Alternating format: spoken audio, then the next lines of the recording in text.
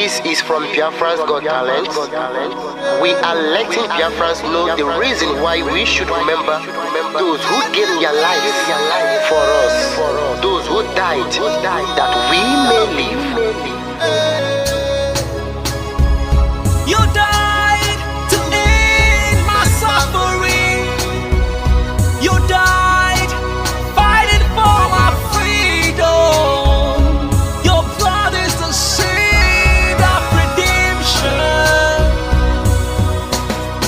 You are my inspiration. The deed no wrong with them, military shots at them. 67 to 70, we remember them. 2016, 38 May, memory still lives in our mind till today. Wonder why they refuse to publicize the genocide. The world media turn blind eyes to our plight. It's time to arise, land of the rising sun. Let's rise one more time, let's rise. Yo, we will never forget our fallen heroes. Those who gave their life for us. Onitsha massacre, Iwata massacre, Aba massacre. We remember you. Alright. Tell them I got that day, oh. Remember when me tell you say I got that day, oh. Yeah, I remember that one that called us a prospero. But if I would you like a papa nuku, but then when we go me tell you what I look on the Samiro, me tell you what I day. From the front and the rest of man, I tell you what I do. Me never give up, me tell them I want to promise you something today. We must fight together, no retreat and no surrender. We must hold them down till the end of time. The most important thing is that we will restore Biafra. May your soul rest in peace. I look up to the sky with tears in my eyes. For other Biafrans and for freedom had to die. We will never forget you as the days go by. You are always in my heart, forever be a part. They fought for our freedom. They died for our freedom. They fought the Nigerian soldiers in the war front without food, without guns, for our freedom, for our life, for our own good, for our children. We love them, our heroes. We want them. My heart bleeds when I saw them slain. Where will I be now if not then? They will remain indelible in my heart forever, forever, forever, and ever, and ever, and ever. We serve in your plantation, and the way you paid us back with your bloody starvation. We play in our history that the death of my people is a mystery. No going back to get to a victory. I had a voice now call for vengeance. I never get bomb, I'ma blow like a vengeance. Yo, we will never forget our fallen heroes. Those who gave their life for us. Onitsha massacre, Iwata massacre, Aba massacre. We remember you. Alright. Where will I be now? If not you, you died at Mali.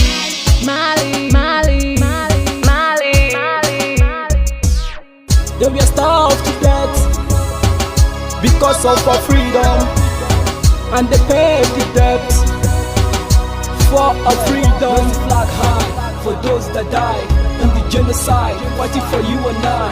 There is pain in our heart, we bleeding inside, tears in our eyes, so I'm falling here. This is for my fallen heroes. Give them a motivation, people. It's like I'm looking at myself in the mirror. Cause to be a cast, I need to be a nurse. If we did not retire, They paid the ultimate price.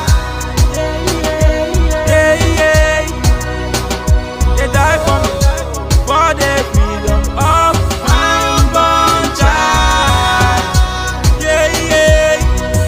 We live for the legacy. Yo, we will never forget our fallen heroes. Onitsha massacre, Iwata massacre, Aba massacre. We remember you. Alright. Yo, we will never forget our fallen heroes.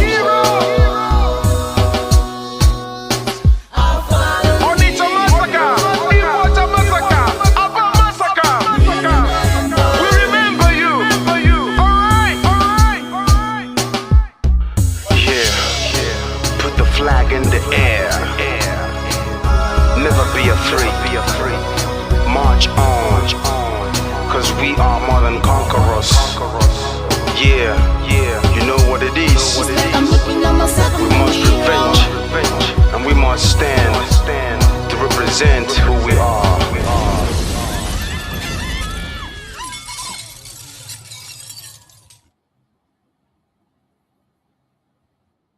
Fight on, brave boys, fight on, heroes of our fatherland.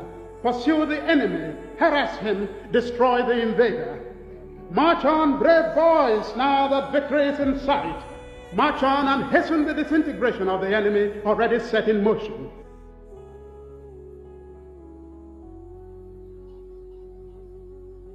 Fighting a war, knowing the difficulties, the odds against us, there is an element of fatalism, people feeling, well, if the world chooses to abandon us, then perhaps it is better we all perish. They don't ever consider a Biafra not free. They believe in either Biafra free or no Biafra at all. That means none of us living to see it. I need Biafra freedom. We Biafrans, we need Biafra freedom. For this, I decided,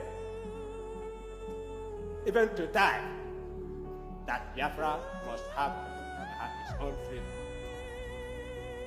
I want us to work systematically towards the establishment of a good, progressive and democratic society where all vestiges of privilege and social injustice will be abolished and the rich contribute more for the welfare of the poor. If civil war comes, and I do think it is imminent, you're quite right, it will for us be the price of freedom. Our people here have for a long time been prepared for this eventuality, and I am confident of their readiness. I think that when it does come, that the people on the other side would be surprised as to what they're going to get. And I'm confident that it will not last long. We'll surely come out as a nation because we're fighting a just cause. Even a little child on the street will tell you this. We shall never go back to Nigeria again. God's grace will surely emerge as a nation. And so, as far as this war continues, we'll fight to the last man. This is what Biafra is, the end of the journey for a persecuted, massacred, pursued people. We have made all attempts at a democratic resolution of this crisis. I have offered open elections, plebiscite. I have offered just an open carte blanche suggestion, anybody who can find a democratic way of finding out the wishes of the people, let him suggest it and we will go for it. Another Savior. Holy, holy, holy, holy, Adimebujuku. Another Savior. Another Savior. Holy, holy, holy, holy, Adimebujuku. Another Savior. Holy, holy.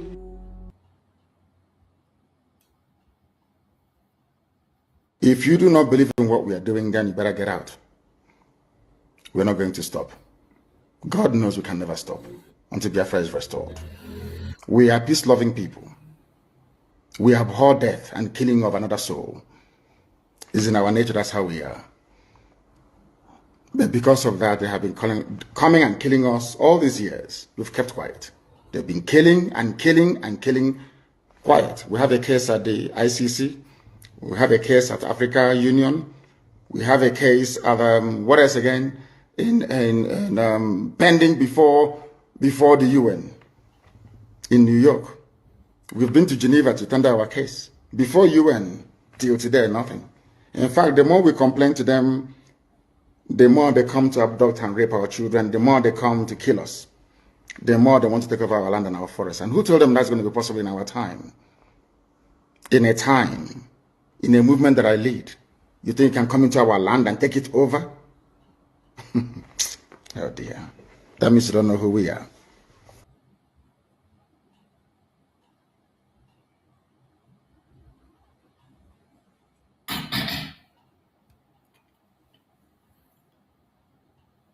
Welcome, welcome, welcome. Thank you for joining us on this very evening section. I appreciate every one of you that have joined us on this program, wherever you are joining from.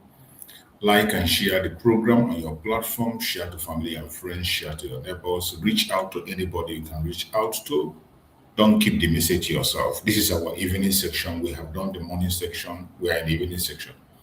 And remember, the evening section, we entertain other people in our platform. We bring other programs from their conventional media, from other Biafra agitators that we are somehow love what they are doing. We bring them in this platform to also share their points and share their views and information. That is what we do every evening. So this evening, we continue to air our opinion. We continue to let the world hear our voice. We cannot be silent, not this time. This is a time that every voice matters. Your voice matters. My voice matters. You that is watching out there, if you cannot speak, share the program. If you don't have a platform where you can speak, the least you can do is to share the program, like and share. When you like the program, the algorithm will trigger off other people notification and they can join us. So it is important to like and share. You know, we are under attack from different angles in this platform. We are under attack from people who are not Biafrans, the haters of Biafra, the Zoological Republic government. We are also attacked under our people, our fellow Igbo people. They still attack our platform. Fellow agitators, they also attack our platform. So the attack is coming from all angles, and we must overcome them by giving your support, sharing, and liking. So this evening, we are going to go straight to the evening program. As you know, a lot is happening with what is happening. Those who are trying to send Mazi Nnamdi Kanu to death by all means, those who are trying to destroy the image and the name of Mazi Nnamdi Kanu by all means. And as they are trying, they are failing. Every day they try, they fail. The idiot that came online to insult Mazi Nnamdi Kanu and call for his death, wherever he is, he will now understand that he is not speaking for anybody. He is speaking for his clique. And the station that featured him, they will regret why they ever brought that man, that idiot, in their station. But as you know, all the Nigerian media house are just there for money. Once you can be able to pay them for your airtime, they come there, they allow you to say any nonsense. More especially when it has to do with the Biafrans, they will allow you to say anything. That is why an idiot will come on national TV. A man that is still going for his appeal and begin to call for his execution. That executing Mazi Nnamdi Kanu will give him peace. And people have been reacting. Biafrans, online, offline, from the United States, from across the world, they are reacting. They are reacting. And this evening, we are going to play some of the reactions. There's a reaction I saw from, what do they call them, VOP. I saw them talked about it. I will play that to hear what the VOP program they had, what I have to say about that. And after that of VOP, we will still bring our sister, Achalugu also. She's going to speak also. And then we will bring her program, as always, to showcase what is happening, because IPOB is our family. We can't run away from IPOB. Every one of us, we are IPOB. That is where we started. That is our Nobi. So whatever is happening in IPOB concerns everybody, as long as you're from the old Southeastern region, no matter the group where you belong, whichever group you are, whatever happens in IPOB concerns you. It concerns you. So we must pay attention and support everything that is doing there. Since Mazi Nnamdi Kanu have recovered IPOB, under Mazi Chris Ogu, we must support anything that Mazi Chris is presenting. We will support it by all means necessary. Every one of us. That is why we must pay attention to what is going on there. Give all our support. In his latest program, he also retreated about taking care of the ESN. The IPOB under Mazi Nnamdi Kanu is going to take care of the ESN. That has one of the things that have been bothering me all this while. I worry so much about them because many people are using that to scam others. Many people, that is what they're using to scam Biafran, because they know Biafran people, we love the Liberation Army, we love the work they are doing to protect Biafran land. And for that, people are taking advantage of that work.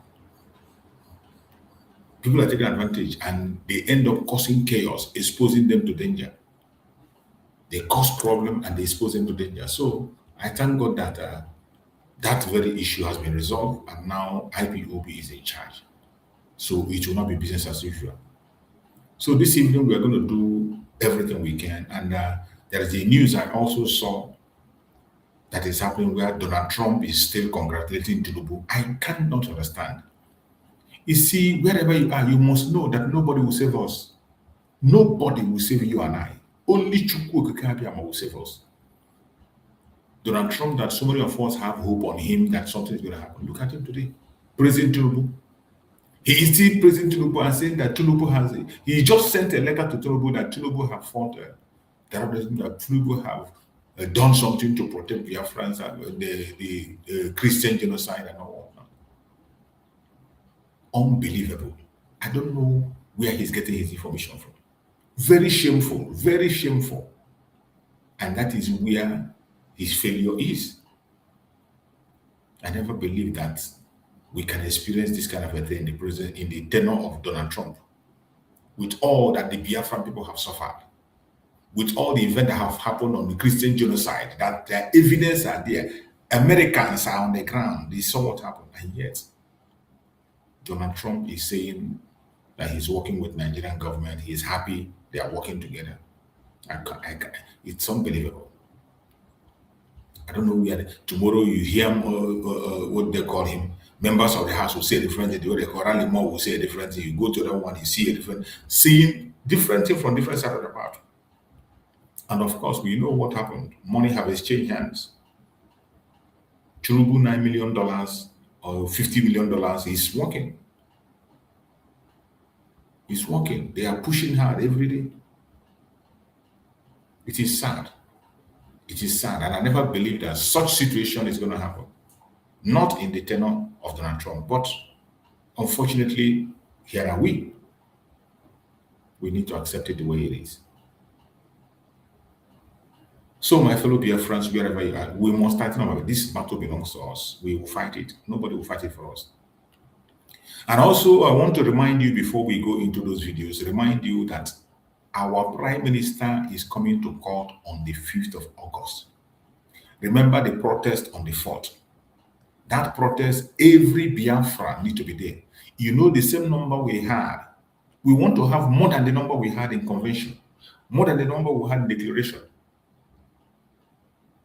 That is going to go a long way to put pressure and let Finland know that Mazi Simon Ekpa is not alone.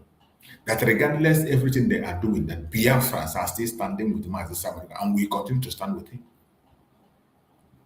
This protest is for every Biafran. It doesn't matter the group you belong.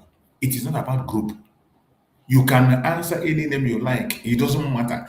It is for every genuine Biafran. Every genuine Biafran across the world. If you can be in Finland, be there. More especially members of IPOB. Members of IPOB, you must be in Finland to support our Prime Minister Mazi Simon Ekpa. That will go a long way to correct many wrongs that have been done. Because a lot of wrong was done to Mazi Simon Ekpa.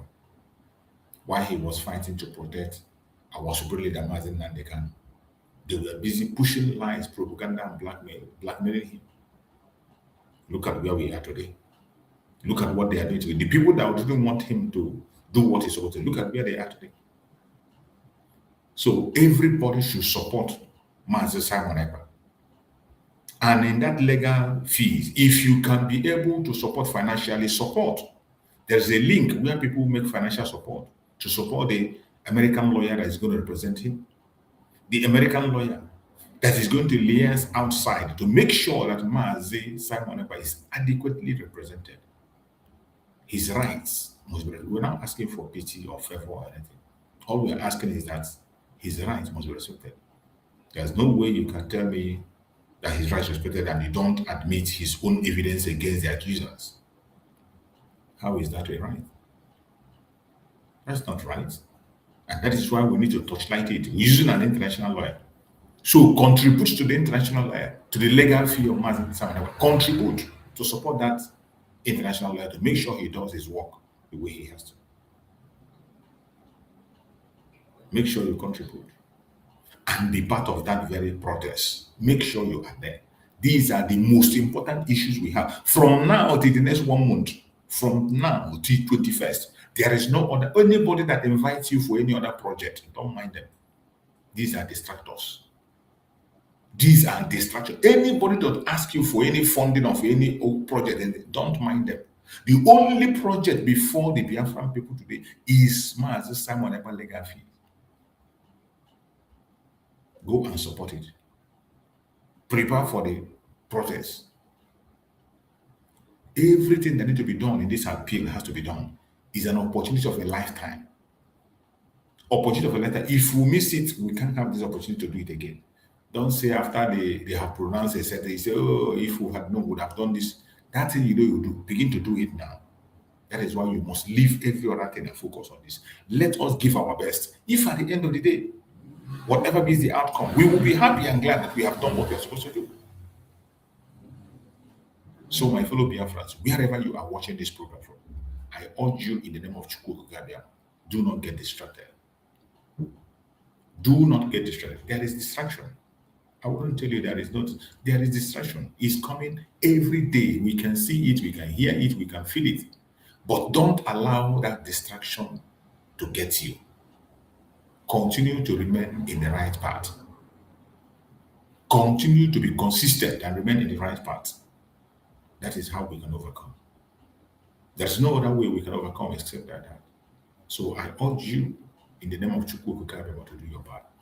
Now, let us listen to this very program and let us hear what they have to say in VOP on what is happening, more especially the man that called for the death of Mazi Nnamdi. That idiot that called for his death. Many people are reacting in different places, in different angles. So let us watch and see the reaction that came from this very station, what they have to say. It is important. Pay attention from beginning to the end.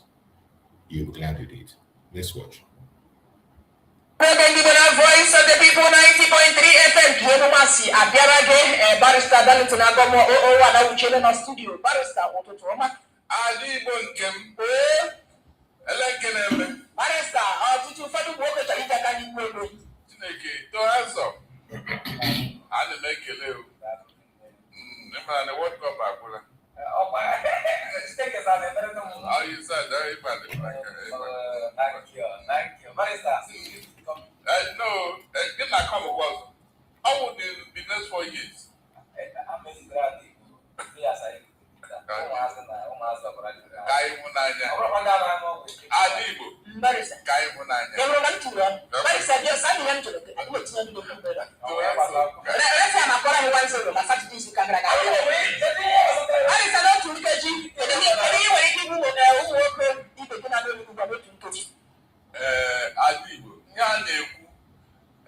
ahapụrụ ikenye ahụ na ichichi ọkpọ ihe m na-ekwu ebe a wụ ụbọchị adịghị mma na mbụ ọ na-adị nke nwere ikuku na-eku ugbu a ikuku ahụ na-eku ụmụ nwoke ka ọ na-emerụ ahụ ihe isi ike na ụbọchị adịghị mma ọ na-emekọta ụmụ nwoke onye dọlicha n'ehihie eru n'abalị ọ ga-ezu ike nwaanyị na-adị ya bam gbu ya na nwa ikpeazụ ha nọ n'oru ele 4 years mgbe a gwara gị otu ahụ gị were ego n'obi na-adị onwe si na ọ naanị nwaanyị ka ị mụtara so ịwụ nwoke ya legalie ike ọ dị ya ma ọ dị ya o megide ihe a ma ọ na-eje ọ ga-aga chọọ solushon jee na agha ya adịla anya ịga ebe a na-agbasa ozi ọgwụ a na-ere ya adị 100 dị ya 90% na-egwu ọgwụ ike ụmụ nwoke 90% onye na-ewu egwu ya enwere one radio station every 6 months or so ga-enwu ndị niile na-ama ọgwụ dibịa ha ju ebe ahụ onye ọbụla ọgwụ ike nwoke onye a na-eme enweghị ọzọ ya ga-egosi gị na ihe a dị general na ọ dị general so it's a very very big issue enwere ihe na-emekọta ụmụ nwoke na ma ọ chọrọ iji ya depopulate ya Nigeria ma oge I don't know. Yes, I get it anya. All the very common. Even young men, all young men, I did na na actually no one. Maka achọghị mkparị. Ị ga-aga lụta nwatakịrị nwa agbọghọ ya bịazie n'ụlọ gị na-ele gị ka furniture piece. Adị nwaanyị pụọ aside asọ gbara aside ọ lekitela anya. So ihe adịghị otu osiri dị. Enwere ihe megide.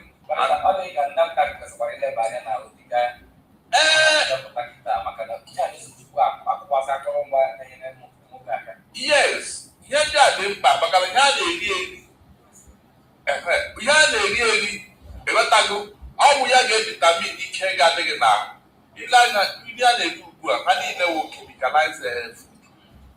Ịga ebe a na-akụ ugbo ha na-ejizi akụ ugbo na-awụ kemikal irikela kacha ihe niile a ya agaghị ihe nọgide ahụ mebichia erize mgbe ị ga-arụ ọrụ Chineke siri bịa mụrụ ike a ga-adịzi gị anaghị ata nwa oge ụta so nwoke ga-agbalị ka ọ ga-achọ solushon ọ bụ ọ na-achọ solushon na aka nsogbu na-esi abịa maka ihe na-awụ ihe Chineke ekere ọ ga-adị ka ihe Chineke ekere ọ ya bụ nsogbu so gọọmenti ga-edeba anya na ihe a ọ dị very common especially ụmụ okorobịa na-alụbodo alụmụba amụ.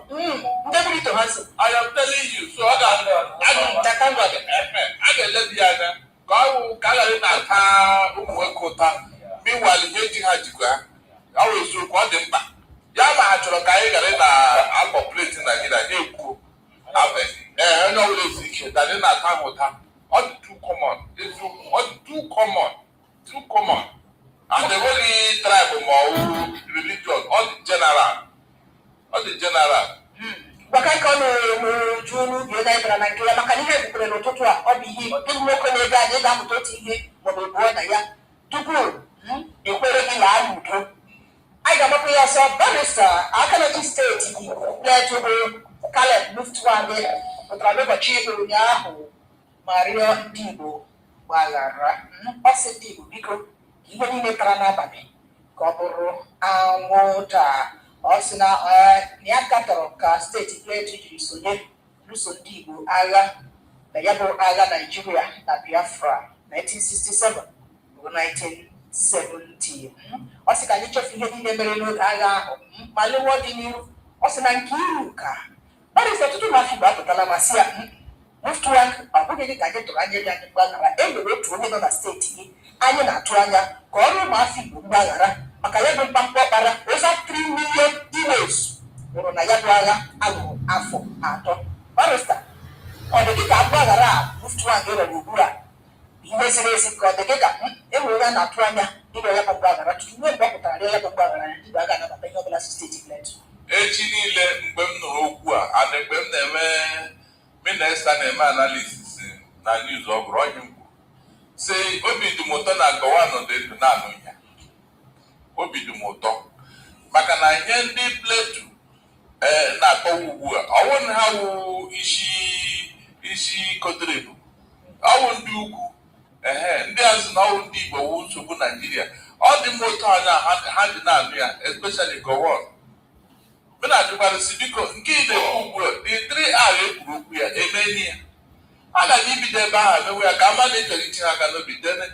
Ndị ha olu wishi biko no ga walitere anyị ha anyị didire ha ọ ba ga-ebido ọ wee si hapụ ihe gara aga ahapụ ka ihe gara aga ọzọ na-eme ihe mụta ji ekwe ya na agba na regret maka na ndị ha na ha kwuru lọg ndị ha na ha soro lọg ahụ against ndị Igbo ndị kwere ha sa aga wishi ndị Igbo ọzọ ha na-ekwu ugbu a agba ihe mere ji na-enwe nchegharị enwere ihe ọzọ ekwele m ebe a sị my people perish for lack of knowledge onye Bible ọnwụ na ndị aghọtara gwọta ihe Chukwu na-ekwu na 1967 n'aha enwere ike Naijiria agaghị dị ụtọ dị ugbu a mana mgbe ndị Igbo na-ekwu ya mgbe aha enwe onye ghọtara ndị aga ghere ha ma ndị TV ndị Benue akwa ha nọ n'otu ugbu a ha nọ n'otu ya ha ekwetakwanụ mgbe aha chụwa ndị abara na ndị igbebi Naijiria enwere ike ha agaghị dị ụtọ dị ugbu a ha eyijuchala ha ewerela ha lụsụ ndị Igbo ọgụ maka na ndị ahụ nọ ndị Igbo ndị ghọtara ahead of time ndị Igbo ndị maara ihe kara ha so ha si na ọnwụ na-emebila ndị Igbo ọ ga-ejeziri ha ohere ime ha chọrọ ime ha aghọtaghị ugbu a ọ dịla ha too late ekwere m ya mụta ewezokwu ikwelu mana unu ga-akpọkọta onwe unu n'ukwu bịa tie ndị Igbo aka n'obi lekwe ndị Biafran soldiers Biafran policemen unu chụpụrụ na ebe ha na-arụ ọrụ unu gbaghachi anya ha ego unu ji ha unu gbaghachi anya ndị agha nwụrụ anwụ unu aga famili unu ga tie ha aka n'obi n'otu n'otu ọ wetu ihe ga-ikwu na manụ ihe na-ekwu ma ọ bụghị ya achọghị m ịnụ nke a ma ọ bụrụ na plan ka ndị Igbo bịanyere unu aka lụọ ọgụ feturu ugbu a anyị agaghị lụ ọgụ ọzọ ya ma ihe na plan ma ndị Igbo bịanyere unu aka lụsị ndị ọgụ mba unu lụọ gị n'ọgụ maka mgbe anyị kwu nke edozie na unu jụrụ ajụ enwere ya onye ndị a ji nwe ohere na-eme ihe a na-eme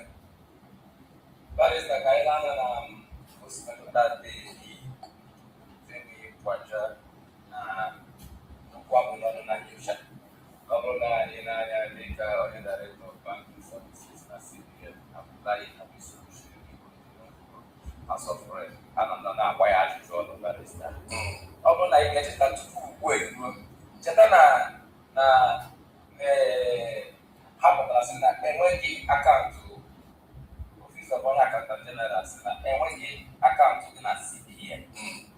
CBN na-apụtara ma kwuo si na enwere akaụntụ abụọ ofu bụ na dollars ofu bụ na pounds na ha anakọtaghị bido ya bụ gịnị ebe ya bụ akaụntụ mgbe a na-ajụ ha sị ya kedu ihe mere na ndị sukuru niile ọ sị na ya bụ standing order official command ka e nyere basị gịnị mebenụ akaụntụ a n'osi na ministry akaụntụ general barista ọ na-ege okwu ekwesịghị igosi onwe ya kedu ihe ndị akpata na-agbagharị na na-eme n'ụlọ onye nyere maka na ha dị nwa enwere m ikwuru atọ n'oge ke ya enwere ike nwoke imebe akaụntụ na-abụghị na enwerere onye maọbụ ndị si na ya bụ kabinet barista gị na sibiri ekwuo ya kpọmkwem kama na ha si na kemgbe e mepere akaụntụ a ego abatabeghị ego apụbeghị 1.3 billion ahụ ebe ka a na-atụ ya ọ ga-abanye elugo ịtụ asị ọ karịala adị Igbo na tohanso nye m na-agwa unu n'ọtụtụ awụgịnị asị akarịala na asọ rọgụ ya na-achọzi bugere a na-achọ akwa ga-eji kpuchie asị ila maka a na-ekpuchi ya na-agbawashi a na-ekpuchi ya na-agbawashi enwere ya so ya na-achọ otu a ga-eji kpuchie that is ihe adịrị nation eziokwu ọ bụrụ ebe a mara eme gọọmenti Tinubu ga-ada ugbu a ga-asịla ngwa unu nye ohere unu agbalịala I'm not joking a ga-asị unu agbalịala mgba pụọ elee prime minista nọ na Britain a na-akpọ Boris Johnson kedu ihe chụpụrụ ya n'ọchịchị na mgbe a na-eme COVID-19 ọ gara na-aga eme pati na ọfịs ya ọ gwụla onye jọnalist agasị vidio nwa ebe nwoke a na-eri na nkwari na ndị enyi ya ha sị gị na anọ na lockdown nna ga-eme pati ajụọ nwoke ya sọwaghachi na enwekwa ihe dị ka ya onye jọnalist aga-wepụta vidio wepụta everything mgbazi ka o ji si ha ya sizi oke biko na-agbaghara ya na-eme azụ mba mana ọ gịta n'ọwa onye ashị na mgbe ndị ọkpọtụrụ ashị na ọkpọtụrụ ashị segbo dị pati emere 1100 well now power like even in the party of Chupia down street so Prime Minister of UK our now losing him there was not sort of now God has even when him vote of no confidence when you say one national assembly by now Angela Tinubu na biko embarrassment by now you have to know the impeachment proceedings because now is of that all the can do the man job a one woman one government handle a woman it can never happen. Every more kind of about still as Donald Trump will be at the first time. Donald Trump and we are not the Africa. We are a dog again. Now, you know, we are not going to Nigeria. The still as Naga Kenya and one of them the gacha about many years we are going to sorrow with Nigeria. Donald Trump and non America who picture of everything. Say, now we are going to work out Nigeria. You can go to the work out the America. You fire from there. Ochene kolata America da kowari ajo koja Nigeria. Ya fire all do ya ga na ndi office regular ba oga all the koro ga kusila o. Wo kala da na Washington. Allah da so ebe igota Allah no le. Awo tu mara leaders in the chairman. Fortunately we are in here with confidence in the Bajaji Abela. With here na mene na so go dey and the way government. Eso Masabu he the Barrister Valentine Singo, Barrister Aman go yabi hana na afya to keme proba chabo ogua otu mama de wafi wa mora haya de kama ase chiko si na tuku kutara mawa government in Nigeria no bro na hablo mazi Nnamdi Kanu ta udre porato galo achia zona no be yabo mama de de nsuguni heni no bro we ya ta udre trato galo achina adigo yabi hino no udibo sinto so la ro di chicho bla de ndila ya mazi Nnamdi Kanu so that yes report bua na aga okwa ya mama di ibe no problem na de ka ya bu lo nta akụkọ TV amara ba ya juju ọnụ ahụ ekwu ya ihe na ha ga-etinye bia news central TV na ha ga-etinye bia na ya bụ ibe ha ga-akpọpụ ma Mazi Chigozie na bu ma ya bụ ụlọ nta akụkọ TV Barrister kari kisere hom ihe agwa amadi ya bụ o si nte na foto ya taa mkpakọ ọjọọ ndị IPOB na ESN na-akpa na ọ bụ mgbe ha nwụchi Mazi Nnamdi Kanu ya bụ ihe gara belata n'oge atụrụ ya mkpụrụ ya bụ ihe belata nke ọma na ọ bụrụ sị na enwe onye iwu a n'ikpeazụ ya bụ ihe akwụsị kpamkpam mgbe ọ chọrọ alọghachi n'ala Igbo kedu ka esi ekwu okwu a gwamadi ya na gọọmenti Naijiria adị Igbo na tohansom akụmara ihe nọ na politiks ndọrọ ndọrọ ọchịchị onye ọbụla gara ahịa aka azụ ọ ga-ekwunye sọrọ ya bụrụ na ebe a mgbe Kanu ntabịa bịa kwuo okwu gbasakwara du Nnamdi Kanu ịrụrụ n'okwu enwecha ndị enyere aka azụ ha bịakọta kwuo onye asonye ekwule ọ bụ otu a na-adị so nwoke a enwere nye gwara ya ya hụ na ya gwazi ụlọ ha bịa onye agụrụ onye agụrụ o nwere nye onye gwara ya bịa mgbe onye okwuru ịghọtago dịka uche obi ekwe maka na ile anya gọọmenti emene ihe nsopoziri ime n'aka Nnamdi Kanu ebe a tụrụ ya mkpọrọ ọka na azụgote ọ bụghị elebe nke gbuo ya a na-egbu ya maka gị o mekarịrị ndị oge rili ndị a niile na-awakpo ndị mmadụ n'ugwu ọkwa Nnamdi Kanu Nnamdi Kanu ka ịhụ na onye kwu unye a uche ezuru ezu ihe a niile na-eme n'ugwu Naijiria na-adịghị mma ugbu ọ bụ Nnamdi Kanu agwụ ya akụghị ya ewere otu ndị mmadụ na-eji ekwu okwu ebe atụ agbaghị awa onye Igbo kwuru ya onye Igbo ahụ bụ onye agbara nkụ na azụkwu uche onye adịghị njọ anaghị achịkwa n'ime okwu ahụ maka na onye ara uche osokwere dị mma onye ọbụla uche onye adịghị njọ ị na-ekwu ilo ekwu ihe ga-ebute ete ndị Igbo unu n'ihe asị uche onye adịghị njọ ọwụghị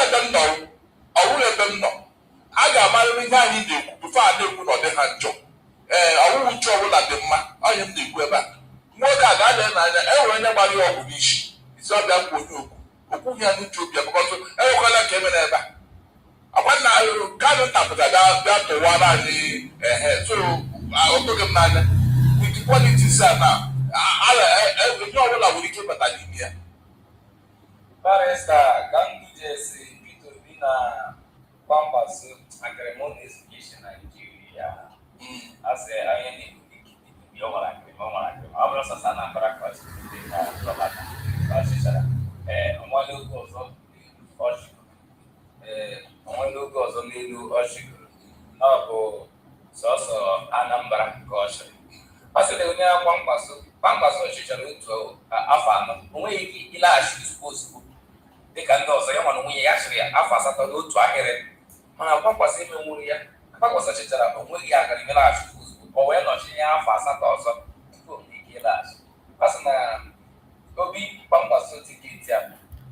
You have had this area of Mazi and Kanu was the where I wanted to hear from them. Whatever has to do with Nigerian government and their politics, I am not interested. That part is where I wanted us to hear. The man that called for the death of Mazi and Kanu, nobody is going to support that. That madman is good. He will definitely face the consequence of his action. Since hunger will push them to do anything. Hunger will. Are you telling me it's not just hunger? Does hunger affect the brain?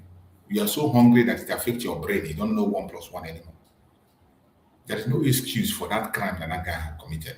So before we go to the next one for the broadcast of our sister Achalugu, let's see if we can be able to see the one that Donald Trump also is messing up. Donald Trump letter to Tinubu. They say Donald Trump wrote letter to Tinubu. I want us to see that one also. The letter that Donald Trump wrote to Tinubu. These are a bunch of disappointments people we thought are reasonable. Good morning out there. We begin the news today with the U.S. President Donald Trump commending Nigerian President Bola Ahmed Tinubu for his commitment in fighting terrorism. Imagine. Trump has hailed President Tinubu for his decisive leadership on behalf of the Nigerian people to tackle the issues plaguing Nigeria, especially the violence affecting Christian communities. In a letter to President Tinubu dated July 6, 2026, President Trump declared, and I quote, "It is a true honor to stand with you in the fight against these terrorists and to make the Federal Republic of Nigeria stronger and more prosperous," unquote.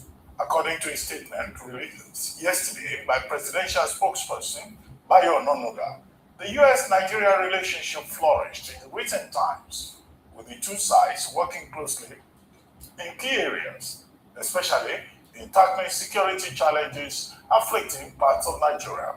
The highlight of the collaboration was the May 16 coordinated attack on ISIS hideouts in the Lake Chad area, which led to the killing of the group's top leader, Abubakar al-Banuki, and many of his lieutenants. Well, moving on, Imo State Governor Hope Uzodinma has said the governors of the 5 southeast states have resolved to work with President Bola Tinubu's victory in next year's election. He said they arrived at the decision based on verifiable facts of what Tinubu's administration has done for the zone against the propaganda certain politicians using the southeast as templates for anti-government sentiment.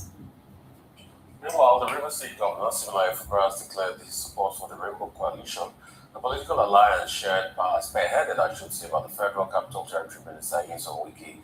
He also endorsed President Bola Ahmed Tinubu as his preferred presidential candidate for the 2027 general election, and his true his weight behind the agenda of All Progressive Congress as a coalition chosen governorship candidate. We have made peace in the states, and we have a total, and I am supporting our Rainbow Party, our Rainbow Coalition. President Ahmed Bola Tinubu is our president, and is the one we are supporting. Okechinda is a governorship candidate that I am supporting, and anybody who believes in me will support. And every candidate that is under the rainbow. For those of you who are saying, hey, next day, we want to collect something before we run, there's nothing to collect. I am already in the family. I've come back to our family. So please, wherever you are, give your total support to that coalition. We need to move forward. The time of war is over. It's time of peace. And this place is taking us to another level. The Independent Corrupt Practices and Other Related Offences Commission has identified the Nigerian Police Force and 5 federal ministries and agencies as having the highest number of suspected fake workers uncovered during its payroll verification exercise. ICPC Chairman Musa Damuali, USAM, disclosed the findings while speaking on the Commission investigation into the payroll fraud across the federal institution. The Commission said it discovered suspected 908 ghost workers at least 50 ministries, departments, and agencies, recovering about 942 million, allegedly paid as fraudulent salaries. He said the discovery followed an investigation launched by the Commission in 2024 after it detected irregularities in pension payments. The Commission described the fake workers as individuals whose names are fraudulently inserted in the government payroll despite non-legitimate employees. He said investigation found the suspect who allegedly placed the names of his wife, son, mother-in-law on the payroll while collecting salaries of 12 other workers. I am 908 ghost workers, 942 million naira of Nigerian resources bleeding because of this payroll fraud. And interestingly, Rufai, Dr. Abati, what has been said is that this investigation started in 2024. So long before PFIFP, we have had incidents of ghost workers, and we've talked about this. I believe that for me, the most important thing is, yes, fishing out, doing an investigation, ensuring that these criminals, which they are fished out and face the full weight of the law. But most important for me would be how to prevent this from happening. We've seen cases where the system of recruitment is so porous and not strengthened enough when it comes to institutional oversight that this kind of fraud can continue to happen in the civil service. And so this is calling on the civil service to take action on what is a massive drain on the country's resources and just a cheating of the system. I've had cases of people who have relocated or migrated abroad and are still earning salaries, even those who didn't want to, because the system just didn't flag it off. So is there a way that the exit strategy for being able to take people off the system, or a deliberate attempt of people within the system to ensure that these names remain so that they can continue to collect salaries on top of their head, as we say on the street? So for me, it is not just about these announcements as to the level of fraud that exists in the civil service, but how we can strengthen the process to ensure that we prevent this from happening. If we're looking at revenue and trying to save money, imagine what that 942 million naira would do in the health sector, what it would do in education. And I want to say, I dare say that perhaps does not even capture the real sense of how many of these fraudulent accounts or personalities or personnel who are receiving salary on a monthly basis on the government account still exist. So I hope that there would be a more constructive solution to tackling this menace. Now let me come up to the first story that we talked about, which is the United States and President Donald Trump writing a letter of commendation, a letter praising the efforts of the President Bola Ahmed Tinubu on his fight against terrorism. I recall that when we had talked about, a number of issues have come up this week to perhaps necessitate a response from the presidency, because this letter is said to have been received since the 6th of July 2026. And so you wonder why it's just coming out now about 2 weeks afterwards. But a few things have happened. First of all, earlier this week, we talked about Congressman Gregory Steele, passing an amendment, announcing that he had passed a bill to amend a bill asking for 50% withholding of support to Nigeria, of aid to Nigeria, because of the way that the government has not been able to tackle insecurity and persecution of Christians in particular in the country, and why should the taxpayers' money continue to fund that? And then he amended that to mean 100%. So this statement or commendation from President Trump negates that. So I wonder what would happen to that bill now, because if the president is saying that you're doing well, you have done well. In fact, let me quote him, because he actually mentioned, he said, "I applaud your resolve to tackle the issues plaguing your nation, especially the violence affecting Christian communities, and it's a true honor to stand with you in the fight against terrorists." Just to take a quote from that release from Mr. Bayo Onunuga from the presidency. Then, Also, of course, would then be a conversation that yesterday we discussed. Alhaji Atiku Abubakar saying that his lobbyists will be submitting records on Tinubu's forfeiture case to Trump.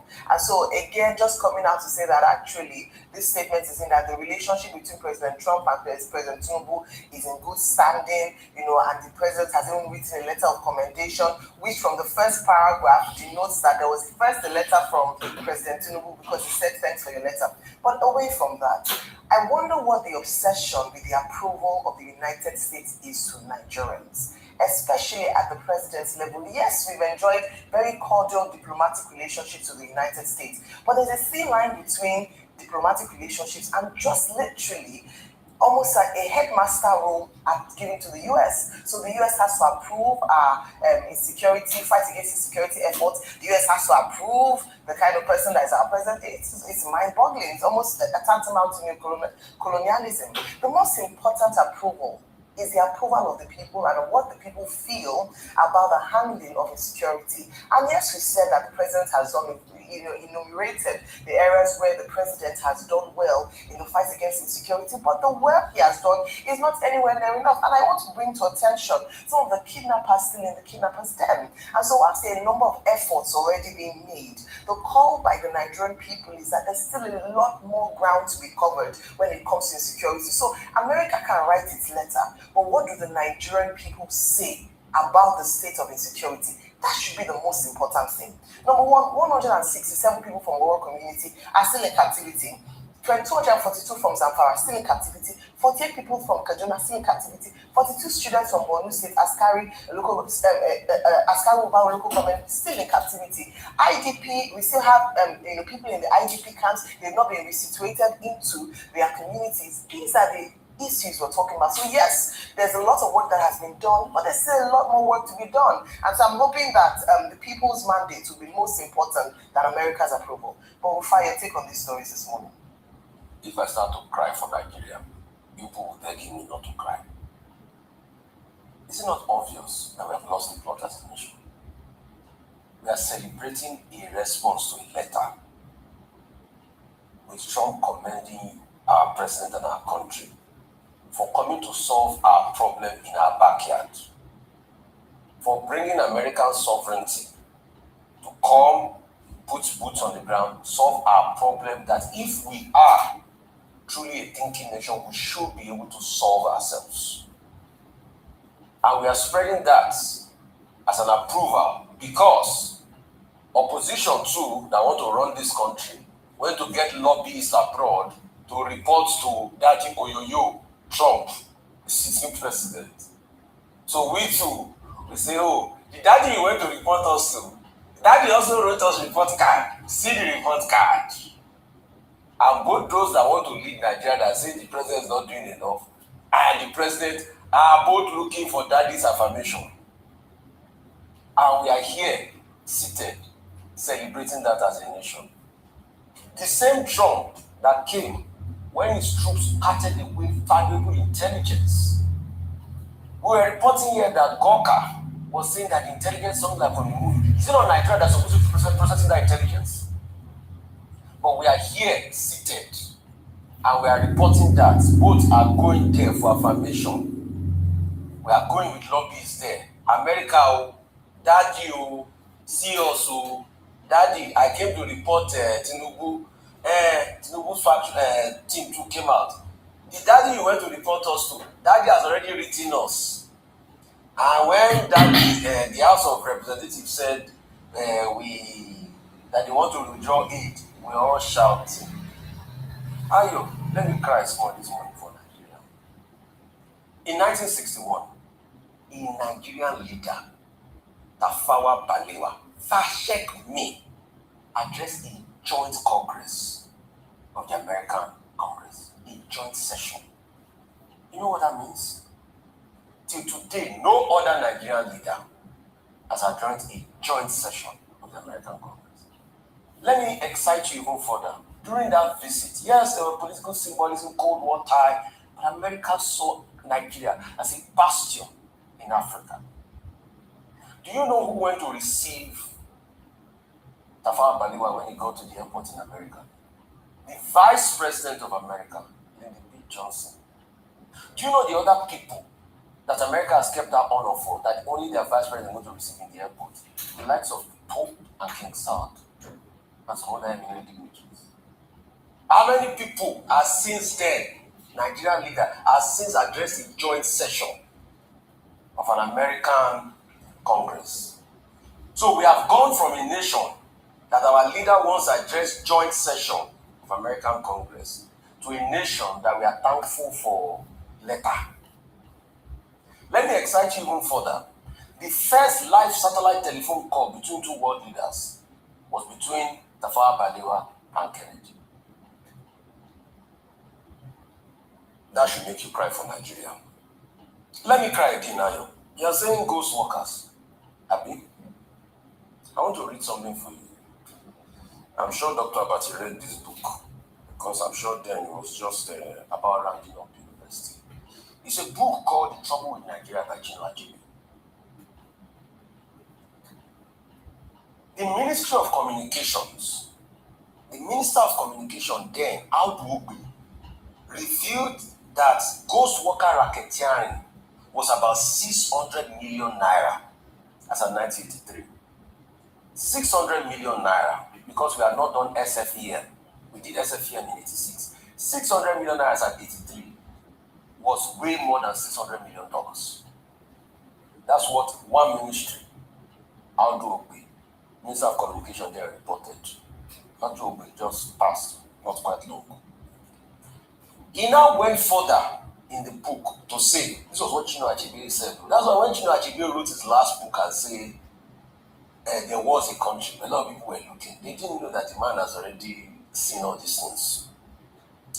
He now said that if calculated, if Nigeria needed more airports, that over $600 million could have built us 2 airports of the size of Murtala Mohammed Airport. The money wasted in ghost workers.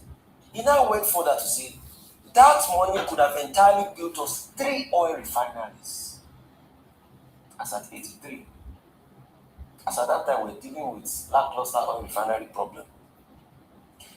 He now said on a human scale, he pointed out that could have paid the salaries of thousands of L2 level civil servants on grade 01 for staggering 40 years. The money that could have been used to pay the salaries of grade 01 civil servants for the next 40 years was what ghost worker ate as of 1983. Ayo, you are now telling me that ghost worker took naira something million in 2024, 40 years after the racket is gone. If I say the money itself they are stealing in ghost worker is too small, and this is after they did eyepiece, you will say I'm crying for Nigeria. Can you wait with me for Nigeria this morning? Thank you. Okay. Now let's deal first with a statement by Mr. Bayo. Wrote a letter dated July 6 to President Tinubu, commending the partnership between Nigeria and the United States in tackling global terrorism and religious extremism, in terms of persecution of Christians in Nigeria. Now, the timelines are important because you recall that in the month of June, there was a report from the same United States, and I recall at that time I was quoting Dr. Stephen Goka, who is the director in the counter-terrorism department in the Department of State, saying that in fact the kind of equipment, arms and ammunition that U.S. forces on the ground in Nigeria. This man is an idiot. His opinion is always out of point. No need to listen to him. We have had Rufai, and Rufai have exposed the idiocy of Nigeria. There's no point listening to this clown that we always support the evil that is happening in this republic. So we better leave him alone and let us go to the program of our sister Achalugo. The program she did today, all we are doing is to make sure we promote the cause of Biafra by all means possible So let us listen to our sister, Achalo.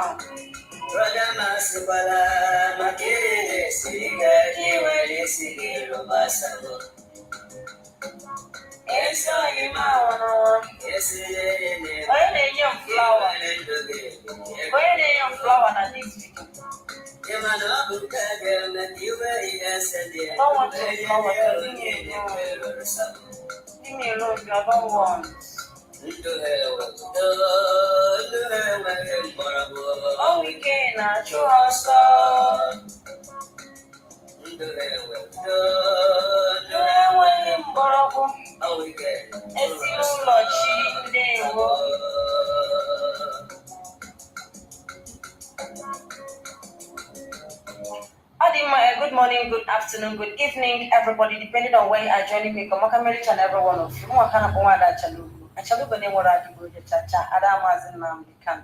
Because na gide bene, when we come meet me bitata. Uno marat nan Kanu na dream. Today for my day today. What I got happening.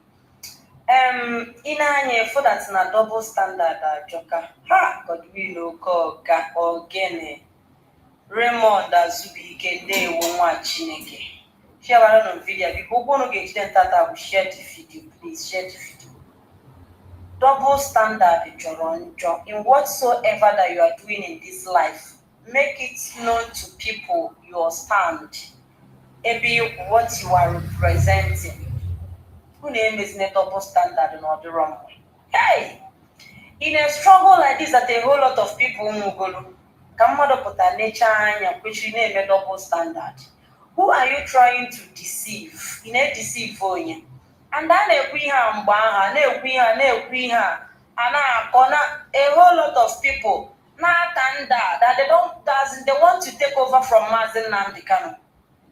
Hana go nke no kuwait potato tuloku wala asere sawo yobu na isi.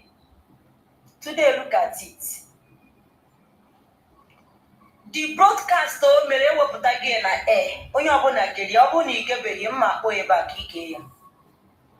After ka na eme expose na ekwu na asị na ndị anụnwa na ha chọrọ ibe nche onye na ha chọrọ take over from onye ndu ha agọgidere agụgụ a nke a na-agba agụ na-eche ikwu na Kuwait pụta gọba ụnụ maka o si agwọ ka nkịta na redio Biafra gọgide na onweghị onye chọrọ take over from Mazi Nnamdi Kanu. Now, the struggle, hand the over to that now we all heard the voice of Mazi Nnamdi Kanu and join the struggle. And I will put that tomorrow. Now I get where the struggle, hand the over to. Today, get in me. So don't want to make so don't mem. Of Ephraim, Evanana Bonanda Wundoshi. And I say, why that Buresi no, why that stop now? Look at it. Ephraim. And I warn you that they're capable of doing and that criminals. They have nothing. Thank God that's normal. That's not. Everybody heard the voice of Mazi Nnamdi Kanu and joined. Oyabona no the voice of Onyendu and join. Let me play it. Ka be de ka achalugo na bas. Can play. I'm going to guarantee. Back over to him. And if we're still going to be here, he comes out, we hand him over the struggle. Have you heard any one of us claiming to be the leader of this struggle? Have you?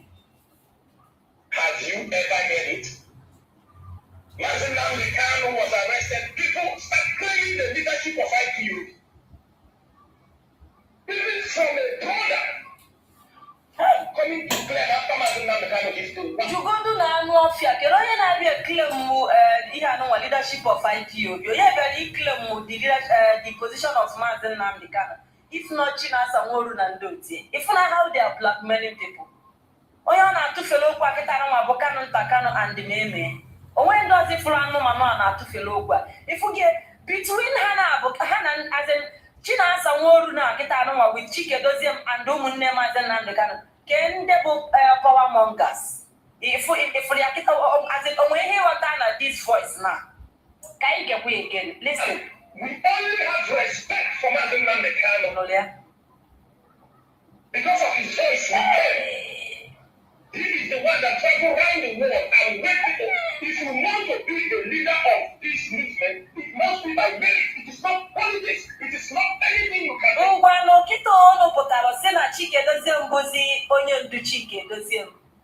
The merit, Chike doesn't merit Gaboy. Just as in this voice note versus a few moments later or a few months later. This same man today. In a no million each and gonna have. Each and a human being. A man under window. Anybody know this voice? This live broadcast. Get your man off your woman. Today, look at your name, Mazi Nnamdi Kanu Brazil leader. Mana said that na ini no onu Mazi Nnamdi Kanu join the struggle. But this same China supporters, see no how make as no how kuwalo Mazi Nnamdi Kanu. That they made Mazi Nnamdi Kanu who he is today. If only same he na but akita no na sekwazi na. Mwe ni udazi mwe haka na deceive o mwa chena anyi ka ha na deceive. They was busy deceiving us. As in deceiving themselves. China deceive because I am abundantly smart. I am as I am with your Guhana. When I say your Babokana, Gokna, we didn't. Today, didn't amazing. Or not was he take over from Mazi Nnamdi Kanu? Why are we fighting them now? He had this city to play back with the opposite here today. Somebody shout power. Shout to all power. If you some of you are saying, you are fighting the leadership. You are fighting the leadership. Achalugo, stop fighting in DC. Achalugo, Achalugo. If you are now, get a Achalugo. Have you seen it now? Get on it. We do not care. Someone like me, do not be surprised. When Biafra comes, I will walk in the street of Biafra. You won't even know it. One Igbo Yoshi, Igbo Yo, you want to see Hugi. A hidden idiot that are fighting for freedom. Onye na-ezi ihu ya ezo ada abụ a freedom fighter. Nwanne you a criminal. Muhammad Abbas Igbo onye oshi. Ị na-ezu oshi amaghị amasị onye oshi. Onye kwuru nweta ị na-ezu oshi. Na ihe resịsịrị ebe a n'ọnụ na onye nụrụ ka ị na-ekwu ihe a ga-eche na ịbụ mmadụ. Today you are not doing the opposite. Those people say that they are planned even from the brother. That person who no na to fellow kumwa or that's the Odigukoya when they take over from Mazi Nnamdi Kanu. If only these people are propagandists. About blackmailers. In a now. Now Bruno do the chapota. Now hand the struggle over to Onyendu. Today, we don't know I'm asking you people now. We don't know the gangsters are no one. Or they don't do ready to hand the struggle over to Mazi Nnamdi Kanu. Then he in a hand, just so radio Biafran get Kenya her password, yeah. Had you say you get as if not their as in no he had no key to their no password to their eternal life. Had you say you cannot they are going to match up. Hey, God, I beg. Can you IGC Kotenaka the criminals, the gangsters? Just imagine. Ndo abege kande ge wolu power hand the was over to Mazi Nnamdi Kanu. Neya, even the Mazi Nnamdi Kanu put it in place, actually destroy ya. Oh, but the same man no say, this same man no fear no Nyama put the same person to behind all this attack and the Mazi Nnamdi Kanu. Oh, we go yourself. You wake each other up, bush, or what bush does him. Oh, one more fear. This vagabond, that no one. This is where he learned, this is that's ila pete. Or not, ila now, what ila pete. Ila pete, when can I go as a one? Yamabu brain behind all the whole allegations and all false allegations, if land a boy into. Attacking him follow all the can because nobody can attack on you. Attack him how? He never attack him. I thank God that they all know the truth. They know that Mazi Nnamdi Kanu that's the Agada Bachiloso. Ezem Kotonko Nyirim Kuchi. Omeki me as an Omo see where may gafe your drop possible. Because he want me we all name. This are good cheap. Mother's now, or one may we have Mazi Nnamdi Kanu. Even self that's not young women. Now, I want you respect today, but because of Iho Memuru, Iho can tell. I thank God that I'm not cheap. Well, as a normal about it. He knows. No, Iho can tell. Now, the reason why the world do respect Mazi Nnamdi Kanu, he is a strong man. He is not a gossip. Mazi Nnamdi Kanu. See onye pastor lobe na akwọ ile ọpụta na radio Biafra ọ na-akwọ tọka ile na-alaga ile na-akụsa asịrị ngwa na okwu today na kedisi ihe okwu tata kedu azen ọ dịgo ka onye anụ dị genuine onye a dịrọ genuine na aga aha ndị Mazi Nnamdi Kanu power over ị na-aha ndị ọmọbụrụ mgbe iji the power. Who are you even for your mind iji the power? You have taken over the power. How? Ebe ka ije taa anụ na ijele ebe nwala afa akwa gịnị ka ịnwa? What did you know in the just that na-eji Mazi Nnamdi Kanu eji na DSS? None of you kwadote nwulu siko as in someone more courage as agụ na-echi ikwu ịbụ that is ịnakọta gwuola aka gụ bụo onwe gị afa ngwa na aja efu your supreme leader ị na-amịgharị ka akwụkwọ mmiri na-ezogharị ka onye mere alụ ị na-nwụrụ ozu mana ịpụta ị na-achọ ka ị na-arụ ọgụ shoulder with a man who has been standing tall for his people, who has been suffering for many years, who sacrificed all his life for us. That is in our rub shoulder. And I don't know the with this your attitude today. Ghana page you the Griana, gave one more to where I more with this thing you played back before. If only now when you go on, we knew what we were saying. I knew we are in a kumba. No punto she would have known a punto she. Get the forget. Nay, here your sister in on you no get back, get an able money. Oh, my neighbor, no fear. Oh, my neighbor criminal, that's no shit of an Ampolania. Oh, my heart that's a neighbor of the human being. And I yago, and I quali pulasre mono, e pulasri nel gelli, e pulasre. Asri pulotati, e pulasre mono, na onye quay e dashi. Never landed it Busse does him today. Look at where you landed them. All of them. Those of them fools in their gagonti. Never asre go your gossiping tongue land their own meaning. And I got no flanting, glazing, guaranteeing at this just oh, yeah, could you get it full of voice? I'm going to cheap. Oh, well, on yours on when this voice. Hey, God, I pray, God, I pray.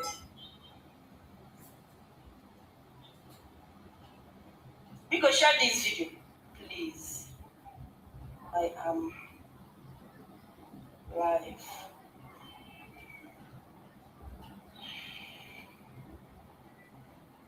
Guy Gay answer. Handed back over to him. And if we're still going to be here, he comes up, we hand him over the struggle. Have you heard any one of us claiming to be the leader of this struggle? Have you? Have you ever heard it? Mazi Nnamdi Kanu was arrested. People start claiming the leadership of IPU. Even from a brother coming to play after Mazi Nnamdi Kanu is doing. Chukwu buogo, chere, Chukwu buogo ono. Rising ikwu, Chukwu buogo ono. Sokoto DOS, go ono wanko, Kuje DOS. Unfortunately, Kuje DOS has a basis. Beba aqua. Take a better aqua no more. That's it. Aqua game working. Oh, my here for yourself. Let me even block you. Get out from here. Come on, fuck out, bitch. Get out. Come on, get out from here. Do I look like a nigga? Come on, seriously, we're boys. Nyala. Share the video, share. I be like one more here. Never now, wouldn't ever want to be okay. Chike does him na China Samoru and do to no chap doshi. I don't go hide my mouth to talk. Because I don't know the name. Threats on a pour on me or rubbish. When I don't feel do me nothing. Oh no way, who look it? And a boo, or no, I doshi. Nanny here, China Sakura, good cheap, capital, I think capital one is in one. Give it on today again on you. Or send it back over to him. And if we're still going to be here, he comes up, we hand him over the struggle. Have you heard any one of us claiming to be the leader of this struggle? Have you? Have you ever heard it? When I know my man, make it out, we who name in a chanty like Nnamdi. Action speaks louder than the voice. Yes. Action no before now. Speak louder than voice on our poor now. Because I need to go to Ono from the beginning. If we get on that, it may put on goes in that no actually or Mazi Nnamdi. On when gets equal, that's not Mazi Nnamdi cannot that on a gaga, no compromise. Go so I don't say that, but on I said that's not compromise. Go. You know, actually, Mazi Nnamdi cannot put that because so much take over the struggle. Unfortunately, no know what it takes to pilot this movement. No know Ono like ya. Na Mazi Nnamdi Kanu na apụtata na apụtechi. Una fabricate and that's not compromise go. No jigo maka his freedom compromise. So una not even want make una brother come out. Hey! Ndisi the heart of man. Ndisi China Samoru. Hey! I said the one as in I said the one can nile. Ama mwanyi muranu ofia. Ama meba agafuas ijeleje. Ama ni he mekata we ko chata agafua. Ko batala anyi na IPOB. Anyi na emi he de ne egota. E ko chata agafu. Ko na agafu ko kutela anyi. O ihe na apu nweka n'onu. Chineke na ekwe ihe ojo. Ihe nweka na agha. Engara mi egha du nweka n'onu afunurom. Ihe na apia n'onu na apia niile na apia ebe niile. Hey! Organic we head Capicon. Where do we go from here? Organic me. Now power again. A man who has been suffering. Na kala for me jenga from one uncle to another because of Biafra. Yes, he has been that's an apparent kadichi. Because of Monagenabu. Oma honya Monagenabu, but when we have Basalonia to Basalani. But what is in a kala of on never do. But look at him suffering for all of us. This man as a more selfless. No, for the fact that Naweka stand there for me and you. How many of all these imbecilic senators in Southeast? Mandes in a house of Rep. How many of them they represent on? How many?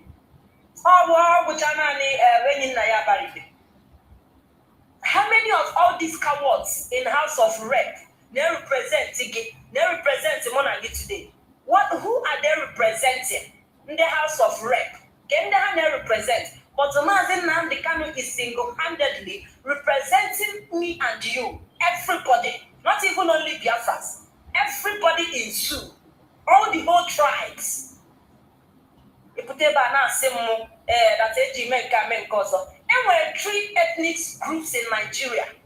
Igbo, Hausa, and the Yoruba. Mazi Nnamdi Kanu is defending these 3 ethnic groups in Nigeria. All that's on stand the tall for them. On speaking for them. Now fighting for everybody. The 3 groups are now fighting for them.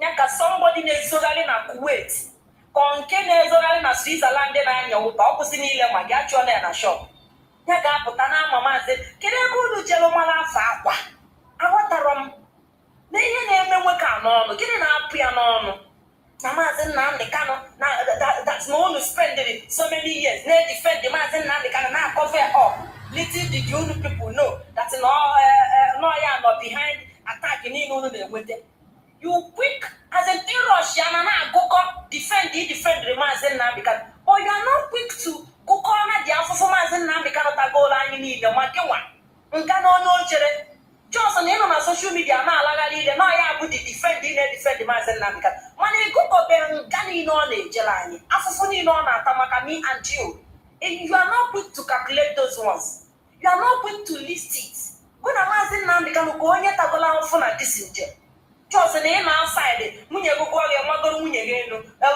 dazụ nwa ga-akpọ ọgụ dadị bịa kwụsali ekwu that is agụ gị gwa nwunye gị nya haziere gị nri ka irie enwe na prison nọla ebe ahụ onwe choice ihe ọbụla gụtazi ihe ọbụla ebutere ebunye orie ọ na-atara anyị dị afụ eme ka na anụ ọgụ na be anyị ọsị no nobody should fight that na the reason why o ji nọla ebe a bụ because of anyị nwa ọ na-ata afụfụ emanụ nwere many choice wee ji maka mụ na gị na bụ deny ya choice ya niile nọrụ n'ime na-atara anyị afụfụ pụta outside na-abịa ịgwa anyị akwụkwọ na kedu afụfụ ụnụ talụ maazị Nnamdi Kanu kedu afụfụ ụnụ talụ if not only gossip kedu afụfụ ụnụ talụ maazị Nnamdi Kanu achọrọ m ịmụ ya today what and what bụ dị afụfụ ndị oshi criminals ya azụrụ azụ kedu afụfụ dị ihe ụnụ talụ maazị Nnamdi Kanu what and what bụ that to compare nke ọ tara anyị ịfụnụ ya ndị isi ojii ndị isi ojii gụ na ndị isi ojii kọkwa ka anyị gee ya ntị back over to him. And if we're still going to be here, he comes up, we hand him over the struggle. Have you heard any one of us claiming to be the leader of the struggle? Have you? Have you ever heard it? Mazi Nnamdi Kanu was arrested. People start claiming the leadership of IPOB. Who are those? Who are those that started claiming the leadership of IPOB? Ngwanu okeke jela ami ka ebutie. Okeke jela ami. Ebe ka butie kosa. Who supported leadership of IPOB after 6 years? Gịnị bụ unu mela chief? Nothing. We are the leadership. If we get all land alone, we are the leaders. We are the one leading. We are the one. Gịnị bụ unu ji emepụta? Absolutely nothing. Today, they won. Hey, Chineke. Ọ bụ ọkpọkpọ onye nzakọ onye kwụ ọgọ dị m ga-ekwu. Hey, mmekpekwa. Women from a brother coming to claim. Juanu offer evidence o nwere na otu brother Mazi Nnamdi Kanu si abịa as a claim leadership of IPOB o nwere evidence. This is how they go about blackmailing people. This is how they blackmail people. Every Dick and Harry are now blackmail. As far as they do loyal to them, and that blackmail get a quickie until the wars on the struggle. Now, no strong. That can give up. The amount of blackmail of these people poured on them about child's play. And that are people, even from the brother, coming to claim the leadership of IPOB. How? Or they give us evidence. How did they do that? When was that? He claimed the leadership of IPOB. Hey! Chineke nna napụtakwa nna aka nwoke na-agbasa. Chineke napụta anyị. Chalugizi hold on. This all the ihe anụnwa now. Mgbe dazi mgbe ala leadership na-agba enu, ọ na-pretend nkwa ha na plan this thing. How to take over from Mazi Nnamdi Kanu. So anyị na-ata ha ọpụta mee video. No way anybody na plan to take over from Mazi Nnamdi Kanu. That's the way anybody na plan to take over from Mazi Nnamdi Kanu. Ngwanu today zigini na-emezi. Today, can you name it? Are they not planning or on a half plan which he take over Mazi Nnamdi Kanu's position? Don't forget, he had been hopeful in the past. Today, on your part of the thing are backfire. He on you to say no in the past are backfire there today. na o nweghị onye na-achọ take over from Mazi Nnamdi Kanu na ọ bụrụ na ọ pụta hand ya the struggle over to ngwanụ just ordinary password radio Biafra they fail to hand over to us. Ifunya Chineke nna biko kwa kind again. After Mazi Nnamdi Kanu gets to one, we only have respect for Mazi Nnamdi Kanu because of his voice. We came. He is the one that traveled around the world and wake people. If you want to be the leader of this movement, it must be by merit. It is not politics. It is not anything. I want that na this same man of your globe that today no na-emezi Mazi Nnamdi Kanu attack you know ga-ekwe. Ngwa na kita no wa na-agba kporo that na attack go Mazi Nnamdi Kanu. John Onya o merit re attack Mazi Nnamdi Kanu na this IPOB. If you must be like Mazi Nnamdi Kanu, you must merit it. Chinasa Wodu Agunechi, did you merit Isaac Mazi Nnamdi Kanu? Did you merit it take over from Mazi Nnamdi Kanu? He merit it, yeah? If yes, Ngano ne kichegolo. Afufuno ne ketagolo mo Biafrans. Kerebi jakatali je basaro Biafra slippers go topie.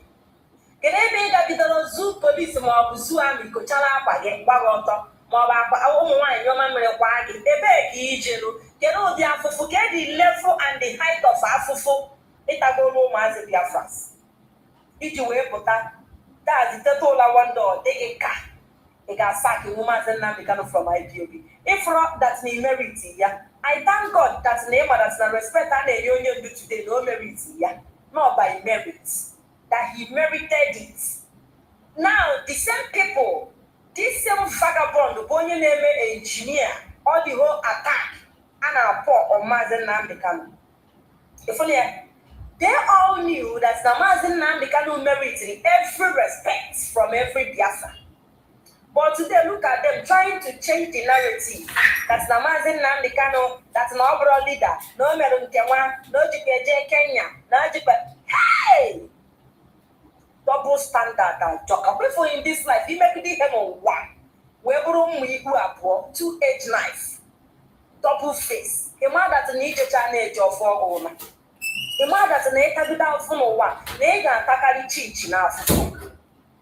They catching us and won't see where Potakitaro Malay so that because of you no. You see this guy how far today? This is broadcasted there. How far Tata?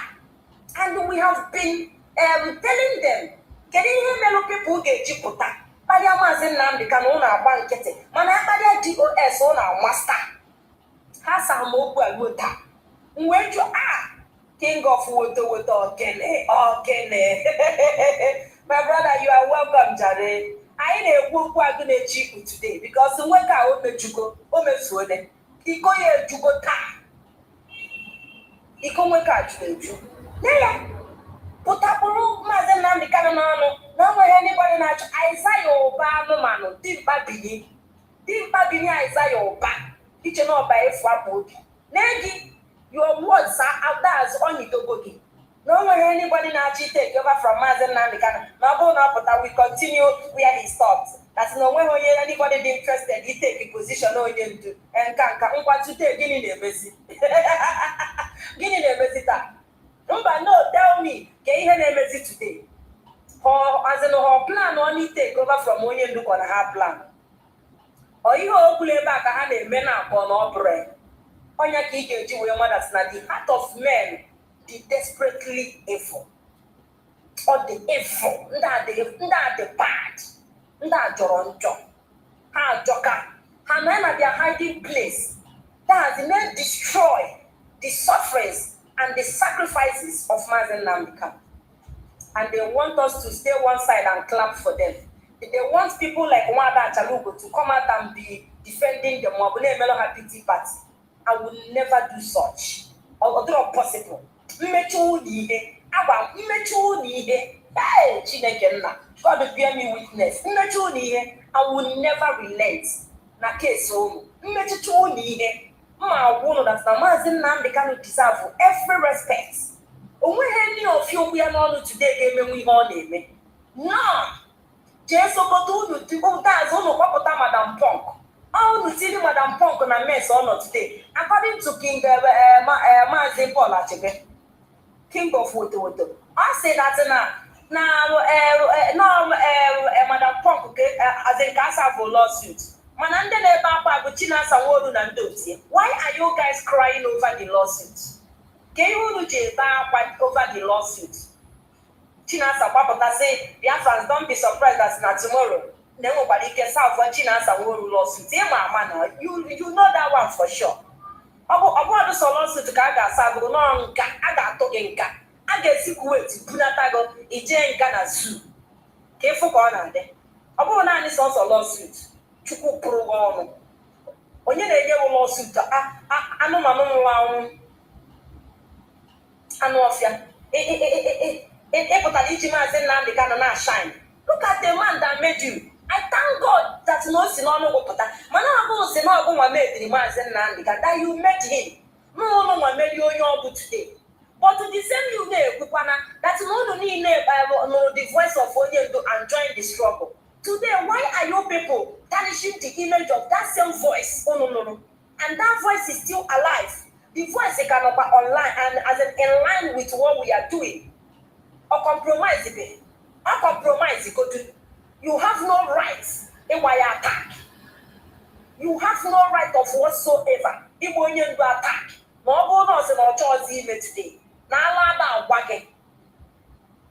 If we get I say no day, Mazi, you come out to sacrifice your mother, you continue opposite because opposite somewhere. Before I say no day, Mazi, opposite somewhere. But when you have not said that, or could be something like that. So women was you make alone say no day, Mazi. No, look kepu. Natural as a nana plan or target say release on you to on our barrel and not compromise go. Why they just release it? So prison booby really like seriously onye jeje kwesịrị ka ahapịa ahapụ ha na ya mara na ọ compromise go ọnwụ ga-egbu ụlọ ncha Chineke ga-apụ ụlọ ọnụ Chineke ga-apụ ụlọ ọkụ mefu blackmail ụlọ onwebe ụlọ that is ọgọdọ ga-emecha lụọ nwoke ebe olulu ibe mekọ na no worry maka na ama atom very sure that ọ bụrụ na ụlọ maka eji na Mazi Nnamdi Kanu agaghị anapụla ha because this man adịghị gasị Mazi Nnamdi Kanu doesn't listen to gossip ọ ga-efolu ntutu taa food that as in that's now no the needful. I could remember when Baka Walumbu, Sino Bugari put the prayer answer because no God said. At the end of the door, they went attack. I'm a Motonian busy weapon here. See, we must defend Baka. He is our brother. Only do that, okay. The man, the height of love on any man, that's never his people, no, or the excess. We can with too much love for us. Nena no man no that's asking on am. Ama mi here that's na great men ada no tezigbo nwa. That's who we keep ezigbo mmadu. Anu ofia na ada eka na their way. Ha na as in ha na end up with fools, with the vagabonds in the women form. Ha na end up with one ofia. All these prominent men, all these men no things to offer. Their wives are now Kanu man. I don't know why. I'm not even like that. That's never no fears. The image of her husband. When you go to Napula, when you go further than 1 week, his image now tarnish. And now poorly goes now Paraba. You will often Ruchi. That is people are negative. Those people in there so that when any of them, their wife on our bamboo, put is your bamboo. On any one that's name our bamboo change. If we get those men who change, I go, or when any of them, their wives as a native disobey. The answer is no. When I put an as an apatology, that is an apathy digging, and when you dig with any caricature, and be comfortable with it, are you not a fool? Madam, on April a fool. Abraham no fear. Are you not a vagabond, madam? That is an apathy. They destroy the name of your husband. The watch they have 4 years contract to destroy you. Mom, that is the way you have for. I like you have a 50 years contract or how many million. Other not possible. In a leg, poor. In like your general level, you destroy your ideal. You single case, I can put you go. Before you reach a bar, I can put you go. More respect you with the put you go. when he had that, oh, go back and if we get, I'm only simple, how can ever IPOB no, a wood share will be a funanya, a destroy yag, that's a big one, check out poor everything you represent on. In a deal destroy IPOB. Better do you want your whatever you gonna go jail or you return the money because this mission on a go finish up. All mission I got him finish but where there is no kekepani no capacity anywhere. Or you want to go gale, on put on social media and then the family that is a family will do with 5 euro and 10 euro. Come on, get inside and go and rest. Come on, so to the judge, I want that boy son. Family will go 10 euro every month for every 2 months. Come on, stop on soldiers, come on, so not be sad on idiots. Chineke na pull on. Only 10 euro now compare billions of dollars and two governments in that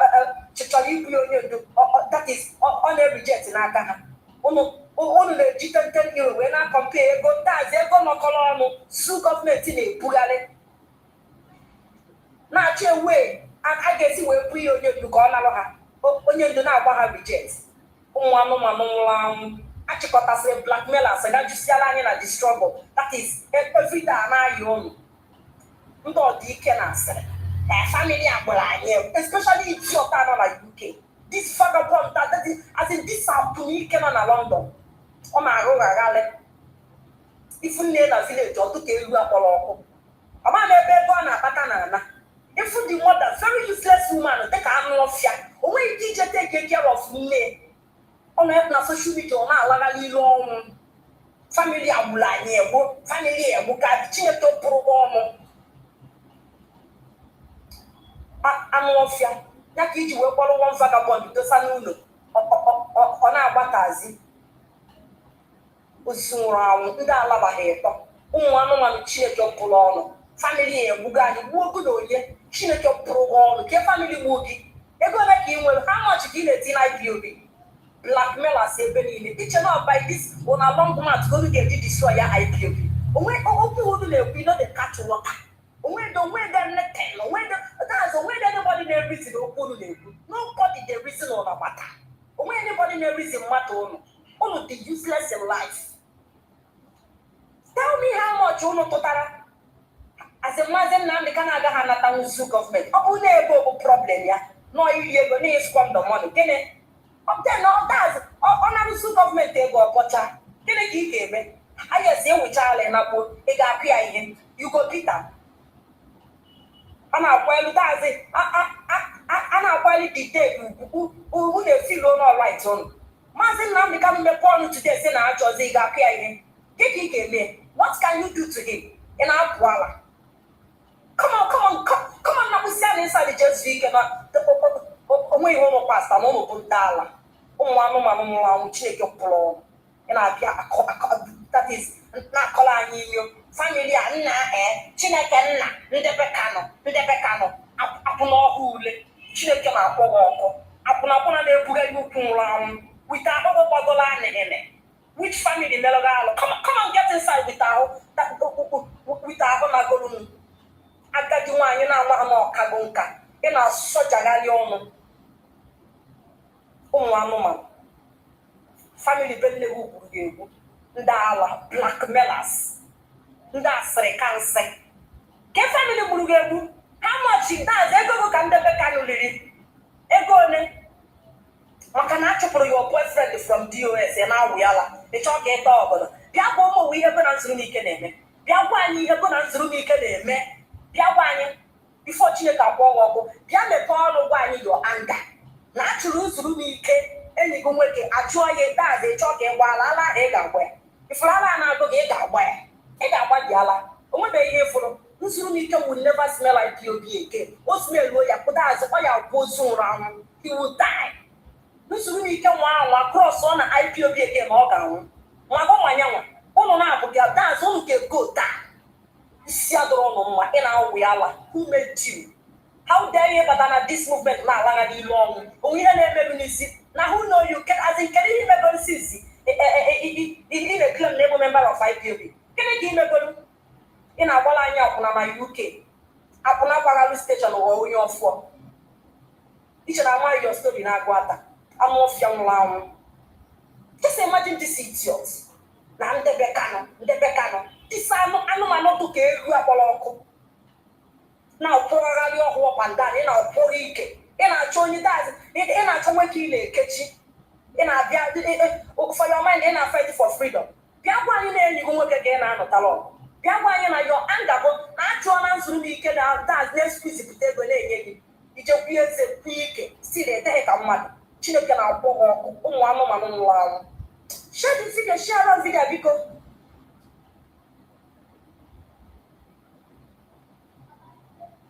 Just imagine this woman. No, let's be realistic here. As in cable this gossip, which money you go get everyone content on them.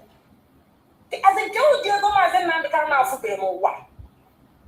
You know one way to change bribe or Mazi Nnamdi. Did you know? By that time most of you are marking from our cape. Go with all you jello was ya. One way to that is the suit as in the Cosia. Naturally, now you're Kepunye Bobona Coach of Fiha, Bonabola Bisara, or Coach Sinefa. Now his people are now for name, but that's everything now. It was 5 feet of the Wasra, if they are now such as your chicken pro on. Dawa. The Becamia Papanon. Apunike. Oh, Nachico, that is this trouble. I'm a best to take us home. Eh? Chicolo dance home, that is selling a struggle. I know. What's the meaning of all this nonsense? If you call them up on a struggle, every time I yapuna, can you come upon an IPOB? Can you go upon a jet in IPOB? Come on, get you conquer, no more upon a young so in IPOB. Come on, get your quay. Or can you swear like your people, one? Because such a Sarah no more, we don't need them. Such a Sarah no more this upon because any woman I'm not on a discipline and a strong one. The problem being capital.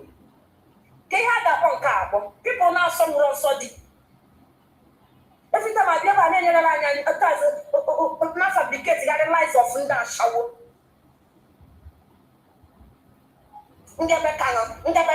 But you see a song of Cabo as a kid man while he's in order. Look here, you was you. Never as in Nasi Chinasanaku here. Look at it. Then I say, oh, Nako. But my Mazi Nnamdi cannot remember. Can I hear? Can you get away again? Oh.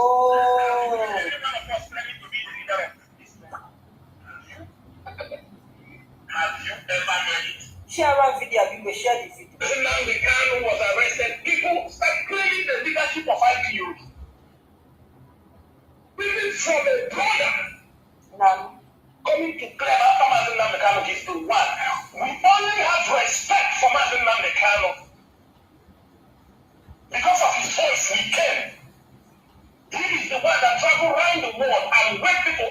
If you want to be the leader of this movement, it must be by merit. It is not politics. It is not anything you can think of.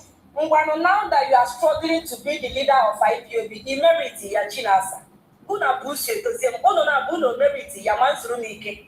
How many of you now fight it as in to be the leader?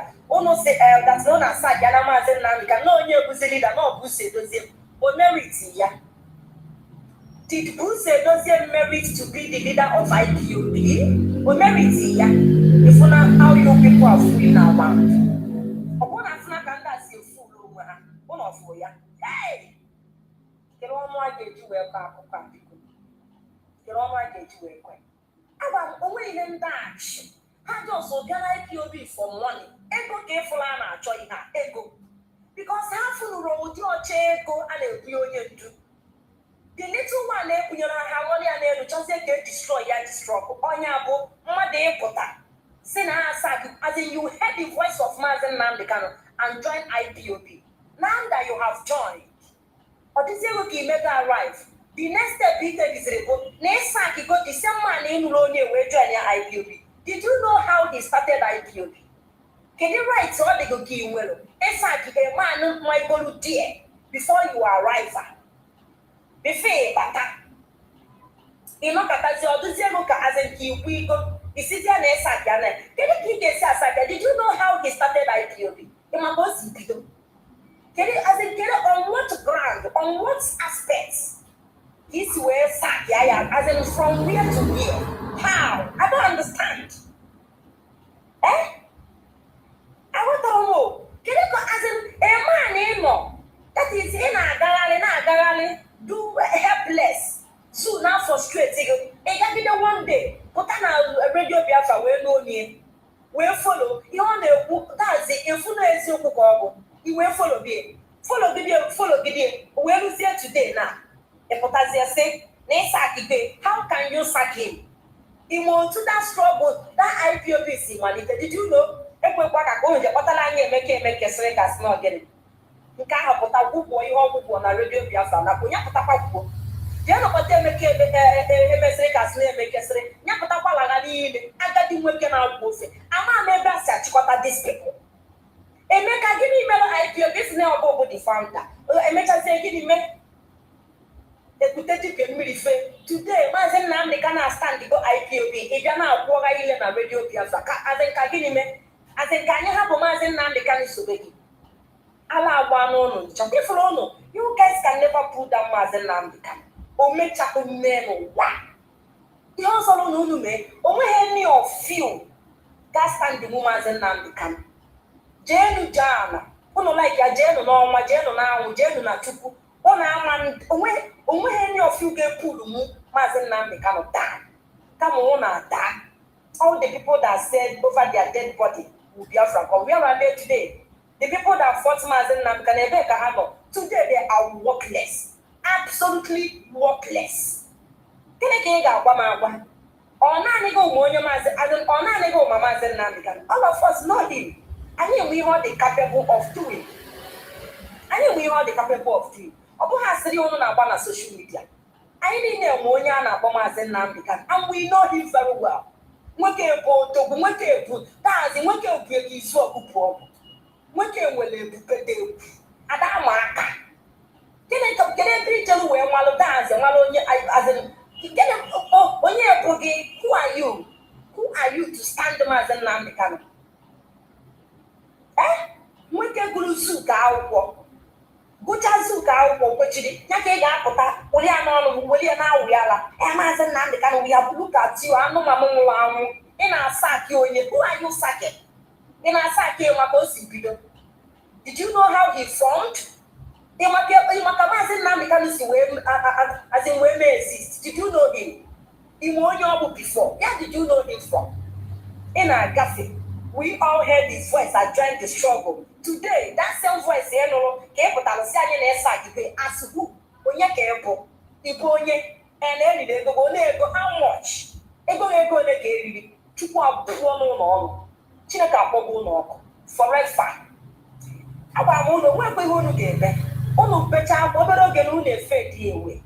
You guys will disappear in thin air.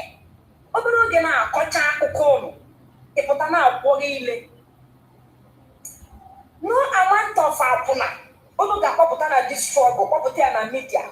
As in Gobia Poku. No amount of opu apuna gepu can make a Biafrans change their mind against Mazi Nnamdi. You can never choose your people over Oyembi. Omechame.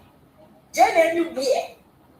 So na te unu nesu. Men or do impossible. Even when you can tell. The laws of Biafrans who will never Mazi Nnamdi cannot because of Iho Memu. As an Onya will tell you all this massive law for go by gossip. Onyen dada kwasa. Onyen dada Johnny Tias Lofe. So Chinasa continue. As again, if you get all and again, people are one that live with a pure gossip. Neither will be lecture. In one action, so saying about all the whole threats. In your chat people on radio Biafra, where are they? Can you give a child my chief? Okay, get your better put every day, turn a radio Biafra now walk and get. At the end of the day, give me email. The end of the day, get a banner. Can you 6 years they work and get? Can you the achievements? Can every take you to? Where is the next level you took us to? Get the next level. In another radio Biafrans after position. And they want to destroy this leadership. Now that you have been sacked, can you now go and rest? That leadership is on a for. Okay, we look at the doors up. You can now go and rest. Isn't it one rest? Is it yes. That's the Alosepakalika was said to wear to ya. I was said to ya. It's a place where you belong. Not a threat, but a promise. You can never stop what we are doing. We must continue to move. I feel the other ending at your regime. The same way as you were not put doors or chichinegi, case you are not watching doors, and you can never stop it. Omangan and Kawopose. It's in heaven and K Toto. Can you fuse more gato? Let's see how it goes. Can you forget this weather? You are not going in an attack and side. You might be in a book with it. As in heaven and K Toto. Can you tell me how heaven and K Tato? Chinas and will get you ready from one I go get egg. If from one I go get anyone what on my head battalion. If from which on them, if from guys on Iga get. We had in a book in a wish of a because I for no or canal. Uma or catase. Equal to her, prepare to that new what our boma in our wale. The woman's and Nnamdi coming get engaged. Meeting on our hope was them by the house and you're only 2 billion, who know each again. Can you hit a Wagelania Zina IPOB? Mazi Nnamdi can only hear the very good. Is Mazi Nnamdi kind of stopping you from doing your sabo work? When the Mazi Nnamdi can stop over everyone sabo be all your way now. On our posting for the Pologiano. No one job again, but at the end of the day, I want your son. I got go mile. I got more years on you again. I want to hear the Mazi Nnamdi can. I was on you again. Already you have a boy. Oh, this people don't know. It's in one of what when you say now, but this is that time. I'm on you again. I've been so good at the Mazi Nnamdi that's on a prison. But if I'm me, come if fella get more to be he came. You know the year up. Woman, no year, Maggie. Chinas a word. And when a whole lot of Biafrans who can sacrifice their life for Mazi Nnamdi Kanu, he had a happy name. When how many people got sacrificed with their lives for a faceless idiot to take again? Somebody like me, yes. I can sacrifice my life for Mazi Nnamdi Kanu to stay. To do the needful, to liberate my people. But nobody can sacrifice their lives for idiot to take again. A vagabond to take again, a criminal, a money monger, and a power monger. Nobody can sacrifice their life for you. And that's what people walk on. If one more fear they follow you, if one more fear they share up, none of them can sacrifice 1 naira of their time to you. When of them can sacrifice them to hand to you. But Mazi Nnamdi Kanu, billions of people who are ready. No, that's no moment. That's no way here, baby. It's no, I'm a cat no matter blue. Oh, you had a mother blue. In your big ticket. If you know you do ticket, if that's not says, he gave me home, it won't know me now. Because he cannot buy a class. I will not buy a class, a mother that's not yes, they got one says. But I will buy a class. He go you can tell. Somebody shout power in the comment section. More power in the comment section. Neither no power. Neither no power.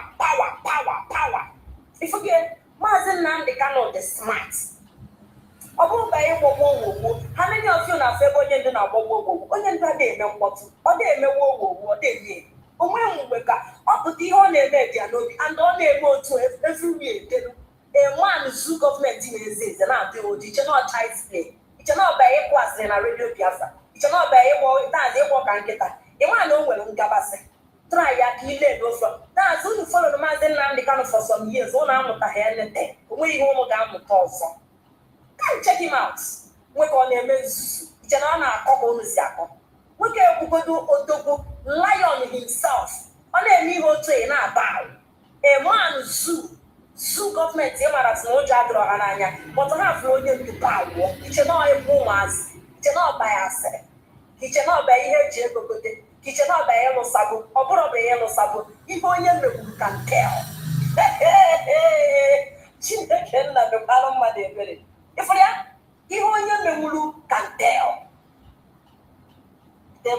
say that now we must destroy Mazi Nnamdi Kanu. How? Where? From where to where? How? Get say destroy here. As in going on. Remove Mazi Nnamdi Kanu's name from your name. Nobody. Without Mazi Nnamdi Kanu, you were fool. I need to loyal to you people some years back because of Mazi Nnamdi Kanu. Minus him.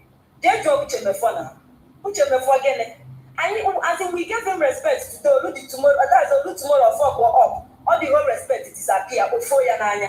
Ema no know what that is. Ana akwelu no. That ugwa ana akwelu na agbagoto unu n'isi. Ngwa anyị withdraw the respect. Onye ọbụla as a family.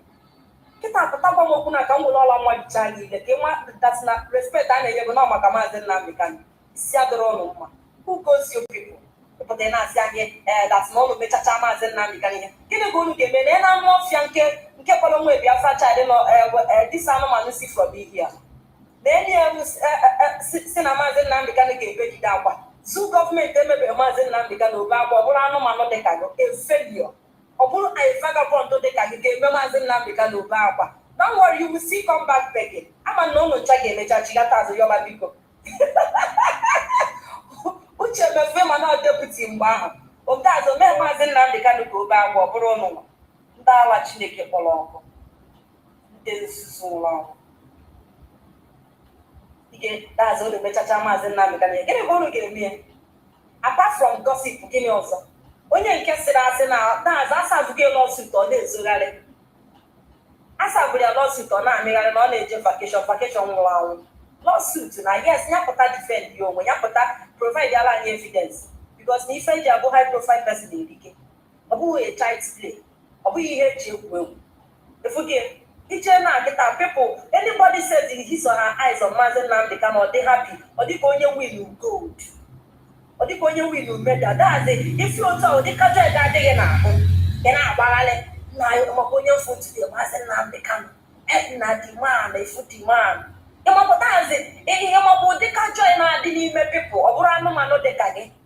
Simply because na Mazi Nnamdi Kanu condescended so low. That is a potato pulo no. Second one, name organize eba. If you don't even arrive, or lack all that one a chog. One command they call gave you will be you will be a gunner. One single word a chog. It does you disappear na air. See a drug because not condescending low. So as in so no France for the bone you know the level of that's in the possibility so you know not because of the as in the love only for we Biafrans. We condescend to my boy you man my people Nigeria so can you know this world na Mazi Nnamdi Kanu gagabuna amare aga na bate aga ha welcome to my office who e potane so gale na kuwe te to ka atoro e na wetara mmadụ that is the man emepụta obodo bido ịwa n'afa ụnụ na-awagharị gasị ilu ọnwụ ke ndị masị ụnụ don't mind him o chewuru onwe ya na onye mba ka ọ na-eche ihe ọ na-ama kwụna nwepụ ụjọ na-aza agụ na-eche mba anụmanụ nwụrụ anwụ idiot sosi ihe ọ dafta be na daazị na-agagharị na-egwugharị wayo na-achọrọ ibu na sinyere ya aka si ebunakwa ya na mmiri ama ya ogbe ejide dimkpa binye mana dimkpa tatize o nwere ka bredo di dimkpa binye de onye ọbụla fụ dimkpa binye ma eri ebere diboy ya anago diboy nọ fa brenie otu o si sụ mkpụmkpụ ka bredi esi wee sụọ mkpụmkpụ Chinasa wee manipulate te nwụọ dimkpa binye na pịa $20,000 ti da adị ekwute n'okwu mana ọ bụrụ na Mazi Nnamdi Kanu nara ha $20,000 ya fụ ebe a ga na-eme analyze gịnị ka o ji wee mee ọ dịcha n'ebe anyị ụmụ anụmanụ nwụrụ anwụ Mazi Nnamdi Kanu ka mfule ka ihe o ji ndị achịkọta ekwu ọ na-eme go for people nwere that's the people prominent people nwere surname go for them hapụ ụmụ achịkọta gịnị ka Mazi Nnamdi Kanu chekata wee daa n'aka a man na-enwe roof under his head not the big juju be that gịnị ka onye ndu kọkatalụ gịnị ka o jekatalụ wee chekwiri nzuru n'ike wee chekwiri Chinasa na-eso onwe ya ezo azị na-eso ihu ya ezo Nenu Chika doka busu. Nenu Chike doesn't doko panamiri. Just imagine people there with now what for now? No now. Imagine a homeless man in Germany. Nothing now they can condescend the law. Now but here, see I'm gonna manage this office. Ha! Mwananda was very much grateful to Mazi Nnamdi. Today look at how they are paying him back. That is only when he actually bad. So we are not surprised. Even that all these poor things, as an Hana, they are ungrateful. People don't want anything to offer. People don't want to son them. As in minus Biafra struggle, why would Mazi Nnamdi be doing with homeless people? People who don't have anything to offer. People who Ghana come with them. People who are useless, people who failed life. No, brother, no life failed. And they failed life. Even a fat head like Patrick, you can don't mind that to go. That to you came very hookah. You are not very good, you wanna imbecile. That I'm a man. Wow, we junior guy. Because my people, please. Anywhere you see it, as in you see these people, make sure that you deal with them. They deserve to live. And I forget, Makima no na abane gbogbo and who feel maybe that na yen at once. You have seen it. These people here had today, they denied it years back. They denied. As no when we had to actually take over from Onyen. No one to put up take it over. I hand the way over the struggle. He had been a say, actually, when access to everything. These are a bunch of criminals. Radio Biafra Kahaji password. No, they carry hand and our pastor, I need to know password. And you went to go password. I need to know where no other possible. Now, my Chania. And on anyone than Naya, where the signatory to their IPOB account. But I got only one nigga one nugget. I gave my hand just signatory to account IPOB. I'm off from a corner who said up IPOB. Did you know how IPOB started? In my case, Peter, only does on tono than IPOB. Biafrans stop giving them money.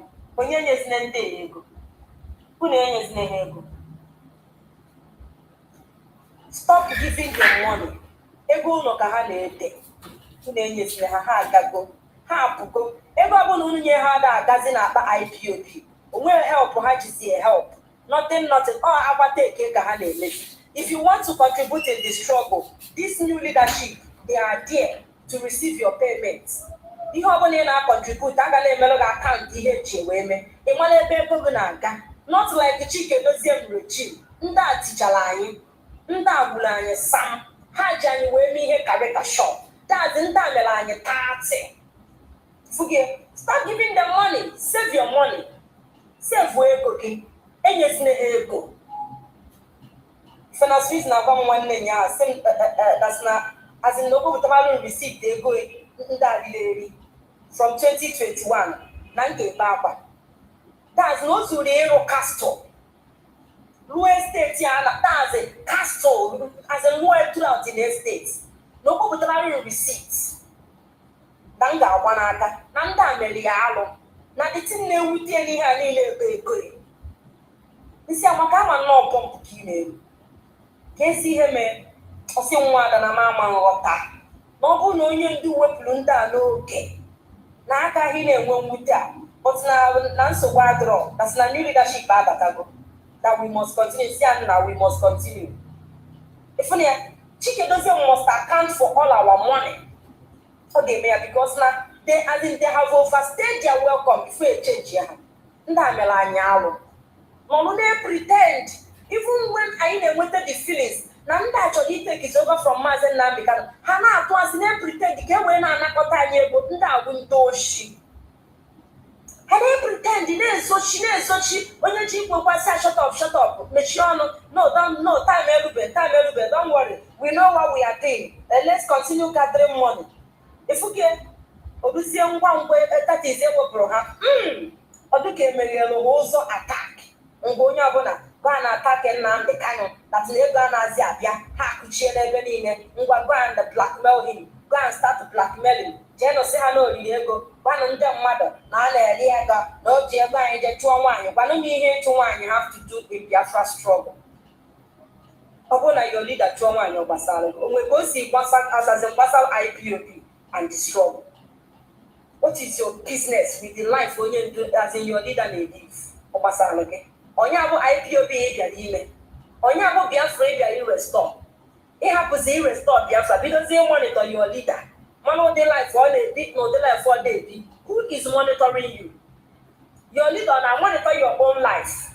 If you are not that's in that about you got the way and that pastor. Now my anything. It happened Biafra if you restore. Monitor your Mazi Nnamdi Kanu and his life. Is he part of the struggle also? He monitor life for Mazi Nnamdi and also gonna part of IPOB movement. If from our women, Chineke nna melu mmadụ ebere unu teacher na teacher.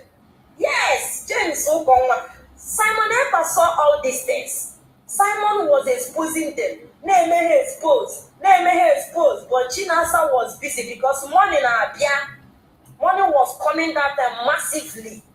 Biafrans na-atụ ego na-enye ha money ha na-eri n'aka as in na-egesa yes I need the help. Emelon ọzọ famine. Ego ndị apụpalụ Simon Ekpa na side ya na-emeghe expose.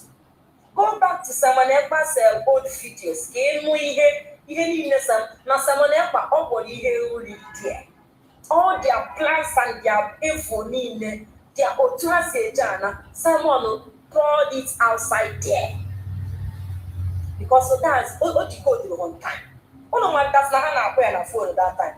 Orizie mgbe o bido si ha na oyi unu na-esu adịrọ mma stop one izu oshi na IPOB ha bido kpọba Simon Ekpa asị bido kọtọm ya kpọba ya ekperima data ekperima ụlọ fụrụ a na-akpọ Simon Ekpa ọ ha nwa bụ data ekperima Simon Ekpa bụ ha stop one izu oshi ọ na-arụzi n'ọrụ ọjọọ ha bido kọtọm ya blackmail bịa efọni ya he made us as in he exposed them a lot but we failed to know, we failed to listen to Simon Ekpa. Today look at where we are. But I thank God that Mazi Nnamdi Kanu came through. I thank God that's not correct to go all the whole mistakes. I really appreciate Mazi Nnamdi Kanu because never to get a local email. Back over to him. And we're still going to be here. He comes out, we hand him over the struggle. Have you heard any one of us claiming to be the leader of this struggle? Have you? Have you ever heard it? Mazi Nnamdi Kanu was arrested. People start claiming the leadership of IPOB.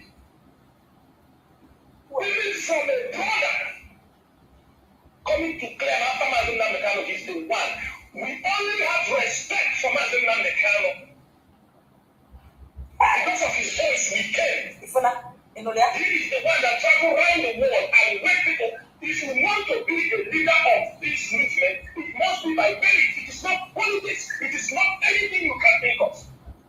We do not care. Somebody like me, do not be surprised. When Biafra comes, I will walk in the street of Biafra. You won't even know it. I am not interested. Power mongers na adịrọ interested bụ onye ọkọọnụ ị ga-walk where ị ga-walk n'ime ite ofe nne gị na ọ bụrụ na Biafra nke anyị ọ dịrọ possible anyị ga-eji okpiri piwasichaa isi cross ọ na-abatanụ jere back over to him. And if we're still going to be here, he comes up, we hand him over the struggle. Have you heard any one of us claiming to be the leader of this struggle? Have you? Have you ever heard it? Mazi Nnamdi Kanu was arrested. People start claiming the leadership of IPOB. Who are those? Who? Who are they? From a brother. Who? How? Evidence. Coming to claim after Mazi Nnamdi Kanu is the one. Na lie. Only have respect for Mazi Nnamdi Kanu. Onyo shi na lie. Uno na lie. Yes, we can. Na lie. Ị na-abụ asị. The one that travel around the world and wake people. Ọ bụghị maka voice onye ndu ka iji were bịa ọ maka ego. Iji maka ego bata na IPOB. You came because of money. Na lie. Ihe niile ikwule ebe a bụ babash. Ị na-atụ asị nwanne. Iji maka ego bata igwe onye oshi. You agree me? Somebody there no power na comments. Na-ede no power. Power. Mazi Nnamdi Kanu the smart. Ọ bụrụ na onye ndị adụ smart ndị akala ịlụ ke. Hey, one of me and that plan like get so you. Oh, na that man na draw smart. These people can let go you maka Chineke. Plan ha chọrọ ịlụ ka onye ndu sezie n'elu mmiri ka enu ha bụ iri aka ka na ha bụ iri aka but onye ndu dị extra smart. This man the smart na-agbaka mmadụ brain. Onye ndu, hey, Chineke na you need to hear. Our leader do extra smart. Ọ bụ ihe niile ka a ga-abịa n'iwe akwụkwọ kọrọ ụlọ. Ọ bụ ihe niile ka m ga-abịa bịa gwa m ụlọ ihe. Onye ndu do 1 billion smart. Onye a dị smart dị egwu. Ifu ihe o mere ndị a ọ kpara ha na onye mere ha ji ebe akwa efu ha na-ekwe. Ngwanụ, the rumor came out that said that na Chike Dozie si na ya chọrọ resign onye ndu si ya mba n'ebe. Ngwanụ ebe akpara m agwa onye chọrọ resign before. Ọ dị ụlọ ka ọ chọbụrụ resign wee kwechiri o kwechiri onye awa onye oshi. Ndị a bụ ndị oshi. Hai, onye ndu dị egwu. Ebe ọ bụ na efuru onye ndu. Upuli okwu damanụ bụ taz damanụ dị powers. Ọ bụrụ na ọ bụ ụdị mmadụ dị ka Mazi Nnamdi Kanu ha ka dị frustrate emeghị ihe emere ụwa zuru ike because they dealt with ụwa zuru ike do confuse in life before you know it tocha aka n'ala ego asị na-asabụ ka ọ bụ na enyi ya asabụ ọla ejiri ego till tomorrow ụwa zuru ike ka dị frustrated n'ihe emere they frustrated him and the Mazi Nnamdi Kanu ekwu ga-esi na ihe ha chọrọ ime ya bụ to frustrate him that they want to frustrate him, call they confused. But now before Abija, now Malugo, our own people. Now how they are manipulating people, but they can never manipulate him. That in order again, as another head disappoint time, but we are going to disappoint them. Today, Chika Buse Dosium and the China Samoshi on a head disappointed by Oyendi. On a in my happiness, the same Simon Ekpa down no. Since Simon Ekpa no even do say, do not allow devil to get into you. Today, Simon is 100% better than these people. 1 billion times. Simon, hey.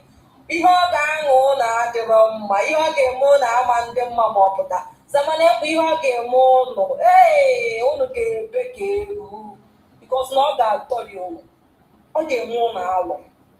Ụnụ ọfụna ya na onye na-alaghalị ile na ọ bụ na Biafra bịa na ya ga-eme nke ole Biafra o nwezikwa anụ ndidi cherizie ka dị Biafra bịa n'ezi ihe ọ na-eme Mazi Nnamdi Kanu and anụ ọfịa enwekwe ndị pawa irestọ bịa onwekwe ndị strategy ha ji ihe fụ ha na-eme na social media bụ just ịkụ asị onwekwa plans ndị a ji to restore Biafra onwekwa they are just following onye ndu for the money ha na-enweta ego ha na-esute from people anụ ọfịa na-ekwu okwu he was under suspension before the rendition of Mazi Nnamdi before a kidnap onye ndu anụmanụ anọkwa under suspension gịnị mere o ji nọrọ na that suspension ego olile eli money ụnụ anụrụ ihe m na-ekwu a na-agwa ụnụ na anụ ọfịa agụ na-echi ikpu na before a kidnap onye ndu na ọ nọ ego already na suspension onye ndu nyere suspension kpụ ọkụ n'ọnụ powerful suspension onye ndu ọ pịara awọ pịara mbara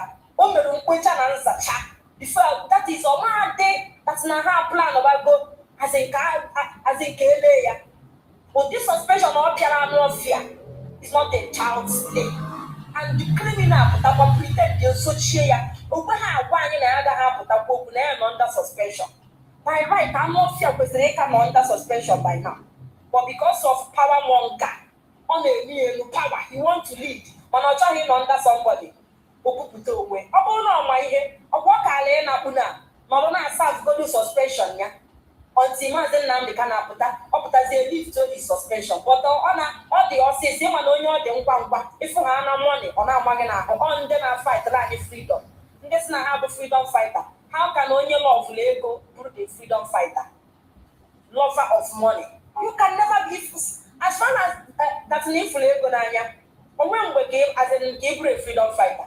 I could remember this money enyere female ekuke mgbe ahụ ebe enye female ekuke Nelly contact him and the one my father not teaching in the hospital. Mpa no n'ụlọ only did the money. Nelly came to me na pump baby face cause a fine face. So we are on our pump. Now that's a canker that's not your in your marker. That's going up on a feeling name. Now we'll but now need the help. no as in came no small touch ka ga eme ma pụrụ n'ọkụ the word and know my voice. There's a whole lot of hype from that period. Some of that's a match of that kind of money. That's not one line. I want to get you a good time. Or see who want to. I took to see you on the good time. Who put that my Samsung tab? Oh no, go for chatting on and Nelly. When I go see our chats, chatting on and Nelly. My name is female cook go now. Oh, you're not be a man Nnamdi can analyze today. Onye na resisting money.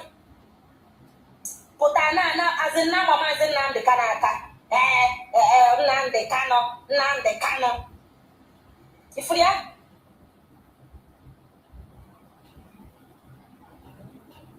if we can now, only as in somebody who couldn't resist money, but today never Mazi Nnamdi can analyze. Not be juju be that, my big juju. Lovers of money, people that love money. As far as that's an ego na you carry your freedom, you can never be a freedom fighter. And you need go no. By rights, no, no.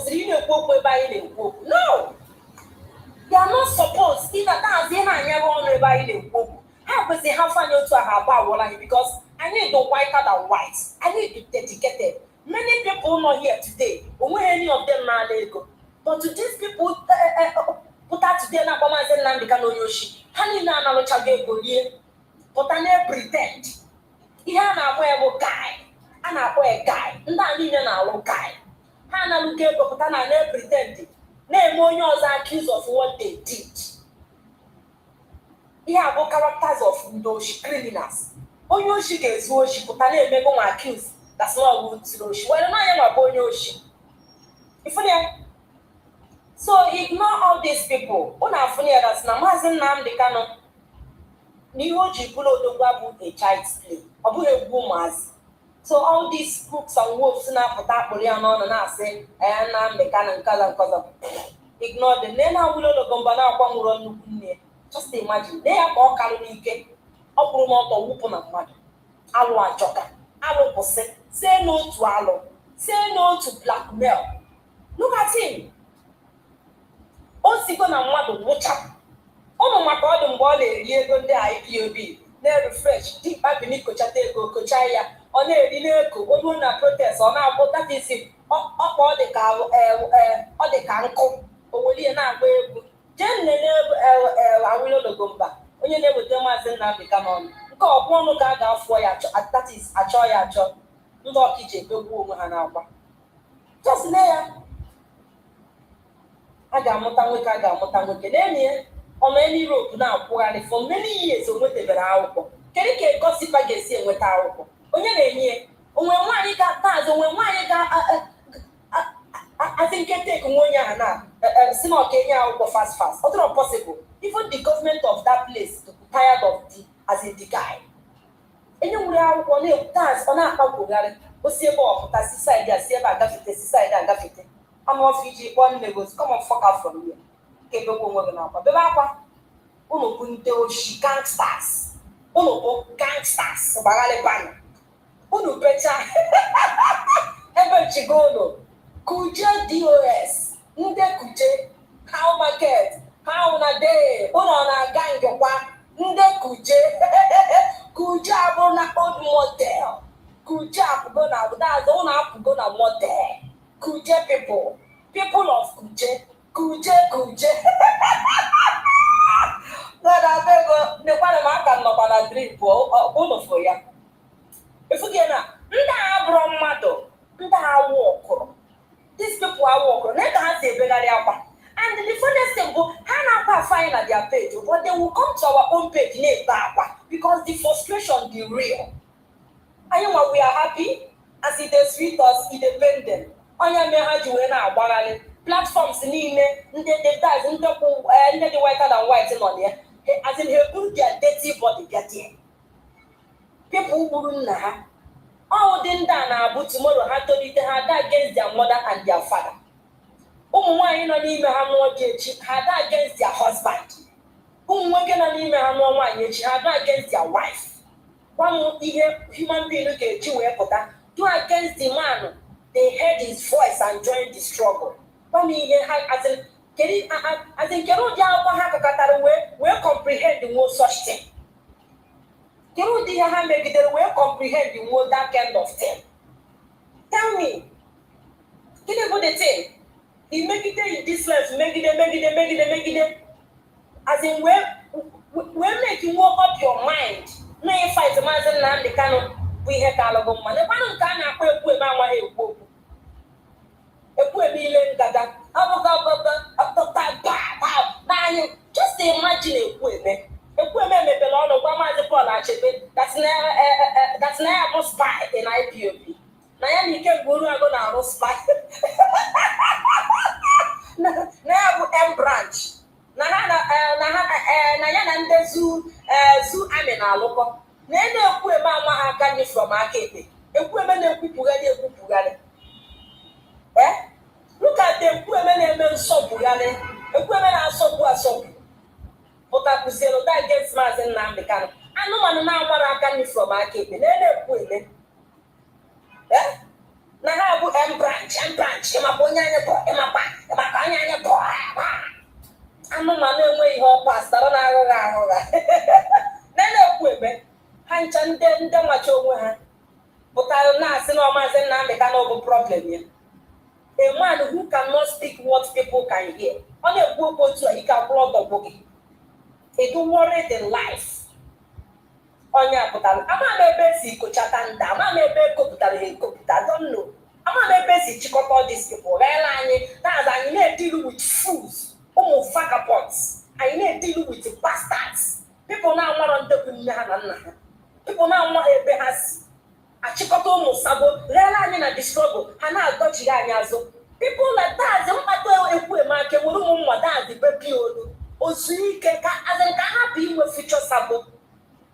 Just imagine a poor man of ya. A man now want to come from my game. And not the kind of other kapata. That's all they put which any.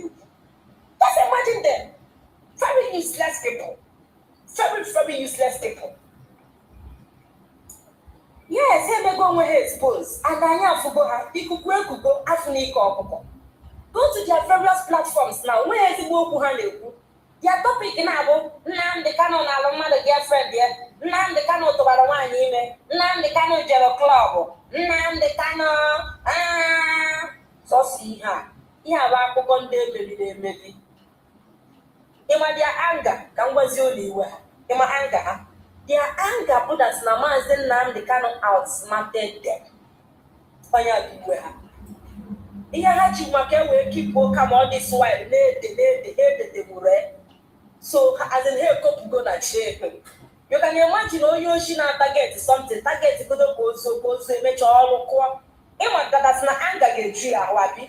Oh as in oya na agabigana. They were pretending all these years to strike their final, as in their last strike. Mazi Nnamdi Kanu pay, but they failed. Mazi Nnamdi Kanu outsmarted all of them.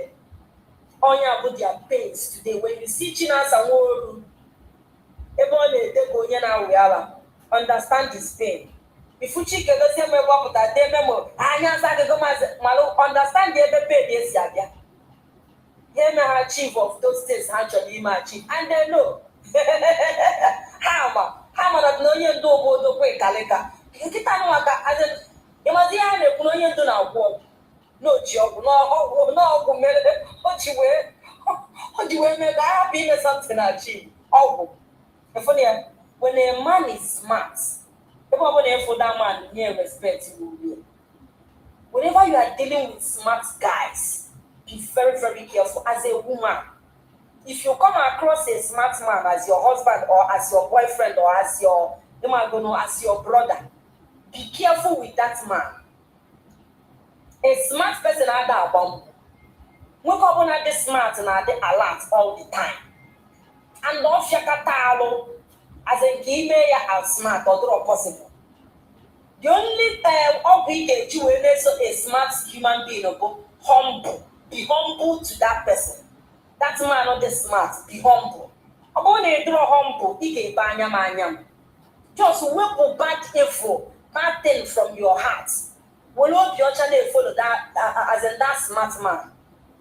Number 2, be humble to him. Number 3, name respect. Number 4, see him base never goes up. It's never goes up. Because if we see back goes on, one game that if that's each market will see back goes. When you do the smart thing, smart thing they draw. That's the man of the smart, the man who targets ya compare. So on your anger, when you see them, on that note, speak of my people, our channel.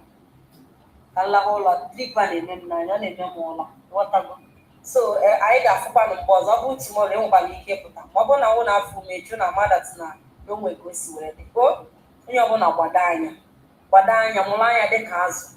Don't you relate? So, Popana can die or Leaki.